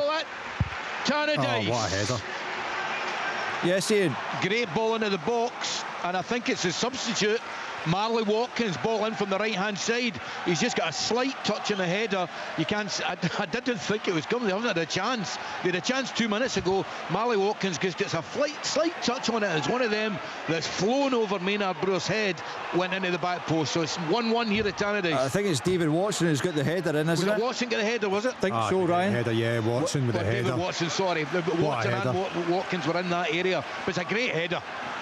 Watson gets in just in front of him, Ian, to get the header in and directs it away beyond into the far corner beyond the keeper. That's a fabulous equaliser as well, isn't it, Ryan? What a goal that could be for Kilmarnock in the run in. I mean, as Collie was saying, they probably should have scored a couple of minutes earlier, but yeah, great ball in, and Watson getting himself into the box. Not the biggest, but gets his head on it, directs it into the. He does that though well. He arrives at the right time, doesn't he? He's got great timing in his runs, and he knows the way to goal as well, and that could be massive. They were devastated by the late goal at Rugby Park last weekend when they lost out to Celtic, but they could have earned themselves a point. Looks like they're actually fancying all three in these closing stages at Tannadice. One apiece in that one. 1-0 Hearts against Falkirk in stoppage time. 3-2 Dundee leads at Pittodrie. Still all happening as Burnley have got an injury time equaliser against Chelsea, who had Wesley Fofana sent off, and now it's Zian Fleming in the 3rd minute of injury time who's made it one each. In that one we'll get a comprehensive roundup of all the goals at full time. It's actually killing. Hearts stay 5 clear at the top of the league. 6 is Celtic, who've got 2 games in hand. 1-0. Thanks, Alan. Yeah, we'll get Alan and the other guys, Rory and Rob, have been doing the commentary there. We'll get their roundup. Oh, this could be a red card on Fata. It could well be again. Yeah, it's a straight red, isn't it? Yeah, it's one of these that's happening quite a lot just now. I mean, Fata was, and I thought there may well have been a covering player. Yeah. But I think it's Jack Thompson, the substitute. He's done the right thing, Collie. Yeah, absolutely. I mean, Fata's quick as well. He's had a really good game today, so he might have got 1-1, but you know, you take one for the team. If they don't score, if Dundee United don't score for this and Kilmarnock got 1-1 draw, then you know, who's to say it wasn't the right thing to do? But I mean, I don't think there was any intent, but you know, he stopped a possible goal scoring opportunity. Albeit I don't know who it was in the cover, but there was another Kilmarnock defender on the cover. Again, I think I'll go back to the point I made earlier on. If we're looking for consistency, I think that's a red card. That is what they've been given as a red card ultimately in the last few weeks of the season. And Jack Thompson walks, but United still with a chance from the free kick, but probably not as good a chance as he would have had with Fata running in on goal. Right. You've got to do what you've got to do. I think Kilmarnock are scrapping for their lives. They've just got an equaliser. He's got no choice but to bring them down and just try and stop the attack. And as we're saying there, if they get away with a point now, it's well worth taking the red card for. Yeah, so Jack Thompson red carded in the 4th minute of added on time, and so we're just awaiting the full time whistles. Full time at Tannadice. It's Dundee United 1, Kilmarnock 1. Is that a few boos from the home fans there? Yeah, Ian? I think directed more at the referee rather than and also, you know, you're going to get 1 or 2 boos because you draw a game so late. The punters thought they were going to win. Yeah. So 1 each in that one. Kilmarnock reduced to 10 men in the closing stages, but could be a decent point in the end, especially having gone a goal down. But the late equaliser, actually it's come through on our system as a Marley Watkins goal. I was fairly certain, Ryan, that it was Watson that got his head to it. Maybe the press association who give the goals been listening to Ian McCall on Open All Mics, but they'll be happy they've got in and getting a point. But see, as soon as they go in that changing room and they see that Dundee are 3-2 up away to Aberdeen, it's a big blow for them. It is, isn't it? But big blow. They can only do what they can. Well, Wales are 7-0 up actually in the rugby in the early stages. Look like they've started that one quite well. Scotland looking to back up their incredible victory over England last week down in Cardiff, but trailing early on in that one. As I say, you'll get full second half commentary across all their frequencies here after we've brought you the full-time reports and a couple of post-match interviews right here in terms of the football. So still going at Pittodrie, Willie? It must be pretty deep into stoppage time, are they? Yeah, there's only 3 minutes added on at the end, 6 minutes at half-time, but we're getting pretty close there. We've already played over 2.5 minutes, so it's pretty close for Dundee to have to break the duck and actually get a victory here at Pittodrie, but it's not one that I could imagined when I woke up this morning. With these two, sharing 5 goals. Absolutely. But it's been exciting. It's been really exciting. It's been good football. Magnificent goals as well. Certainly the 2 strikes from outside the box, fabulous. So, although the Aberdeen fans will go away disappointed, they've been entertained. Somebody getting a yellow card down here in the dugout. Nothing. Not sure who got it, but someone got it. Nothing. To really report there. So that's the time up actually, so the referee is just going to blow his whistle and it should finish with that Dundee victory. I'm just again being messaged by my illustrious colleague Stephen Thompson, who says it is Marley Watkins that gets the goal. His eyesight's clearly a lot better. I mean, John Barnes, also formerly of this parish, sending me the same message, so thanks to them. So Marley Watkins it was. Ian, you beg your pardon, you were right all along. Well, yeah, thanks very much. It doesn't happen very often, so I'll take it this time. Fair dues. Still the closing seconds up at Pittodrie as Dundee try and hold on for the 3 points in that one. 3-2 to Dundee. That's all over, Willie, is it? Yes, that's it, done, finished, kaput. How many times do I need to say it, Al? It's finished and it's 3-2 to Dundee. Massive victory then for Stephen Presley's side at Pittodrie in that one. A really fascinating game. It's been quite the afternoon once again here on Open All Mics. Scottish football lives here. This is Open All Mics from Sports Sound. Goal! From BBC Radio Scotland. Well, look, welcome back to Sports Sound. As I say, it's been a fabulous afternoon. Plenty of goals going in around the country. We'll get reports from all the top flight games. Let's start with the league leaders, where Hearts were up against Falkirk, and that was watched by Rory Loy and Rob McLean. Every win is a massive win when you're chasing a first title in many a decade, but this one today for Hearts against Falkirk feels like it has got massive significance in terms of that title chase, off the back of losing to one of their title rivals last weekend at Ibrox by 4-2. This had to be in the must-win category for Derek McInnes and his team, and that's exactly what they've done here today. Will they play better? Yes, of course they will. Have they played better? Yeah, certainly. It wasn't fluent at times from Hearts. Falkirk were dangerous opposition, but John McGlynn's team didn't make the most of opportunities they had first half, and they weren't really as effective after the interval. Claudio Braga could have increased Hearts' advantage early second half. Barney Stewart had a couple of sniffs for Falkirk up at the other end. He's had better games as well, and as it all turns out in the end, it was a first goal for the club from Islam Chesnikov, which proved to be decisive, virtually the last touch of the first half. What a wave of relief there was around the ground, as well as the roar of delight as Hearts went in front. Kizaridis doing damage at the edge of the area. His effort took a deflection and it popped up perfectly for the Kazakh international winger to poke the ball in past Scott Bain for what proved to be the only goal of the game. They managed things pretty well towards the end, although the big downside for Hearts off the back of this big win, Rory, is injury to Stuart Findlay. Already so many VIP players on the injured list, and it looks as if he might have damaged his hamstring here today, Stuart Findlay, and that could be a real blow on this continuing run-in. Yes, that's not good at all. Stuart Findlay's been a mainstay, he's been fantastic, and as soon as he went down it looked like a hamstring, and I thought, I hope he doesn't try and play through this, because that's the worst thing you can do with that type of muscle injury. If it's just a tweak, you can make it a lot worse. Thankfully for him and Hearts, he went off. McCart came on and they seen the game out. From a Falkirk point of view, I thought they were they were very good up to a point. I think that point ended really in the final third, where crosses were overhit, wrong decisions were made, cutbacks weren't right, and really they didn't really trouble Swallow overall. I wouldn't have said Rob too much. So on that basis, and the few chances Hearts created throughout the game, they probably did deserve the win, and 1-0 probably tells the story of the game in all fairness. And they can, I spoke about the next 4 fixtures, and 3 of them are home and going into the international break.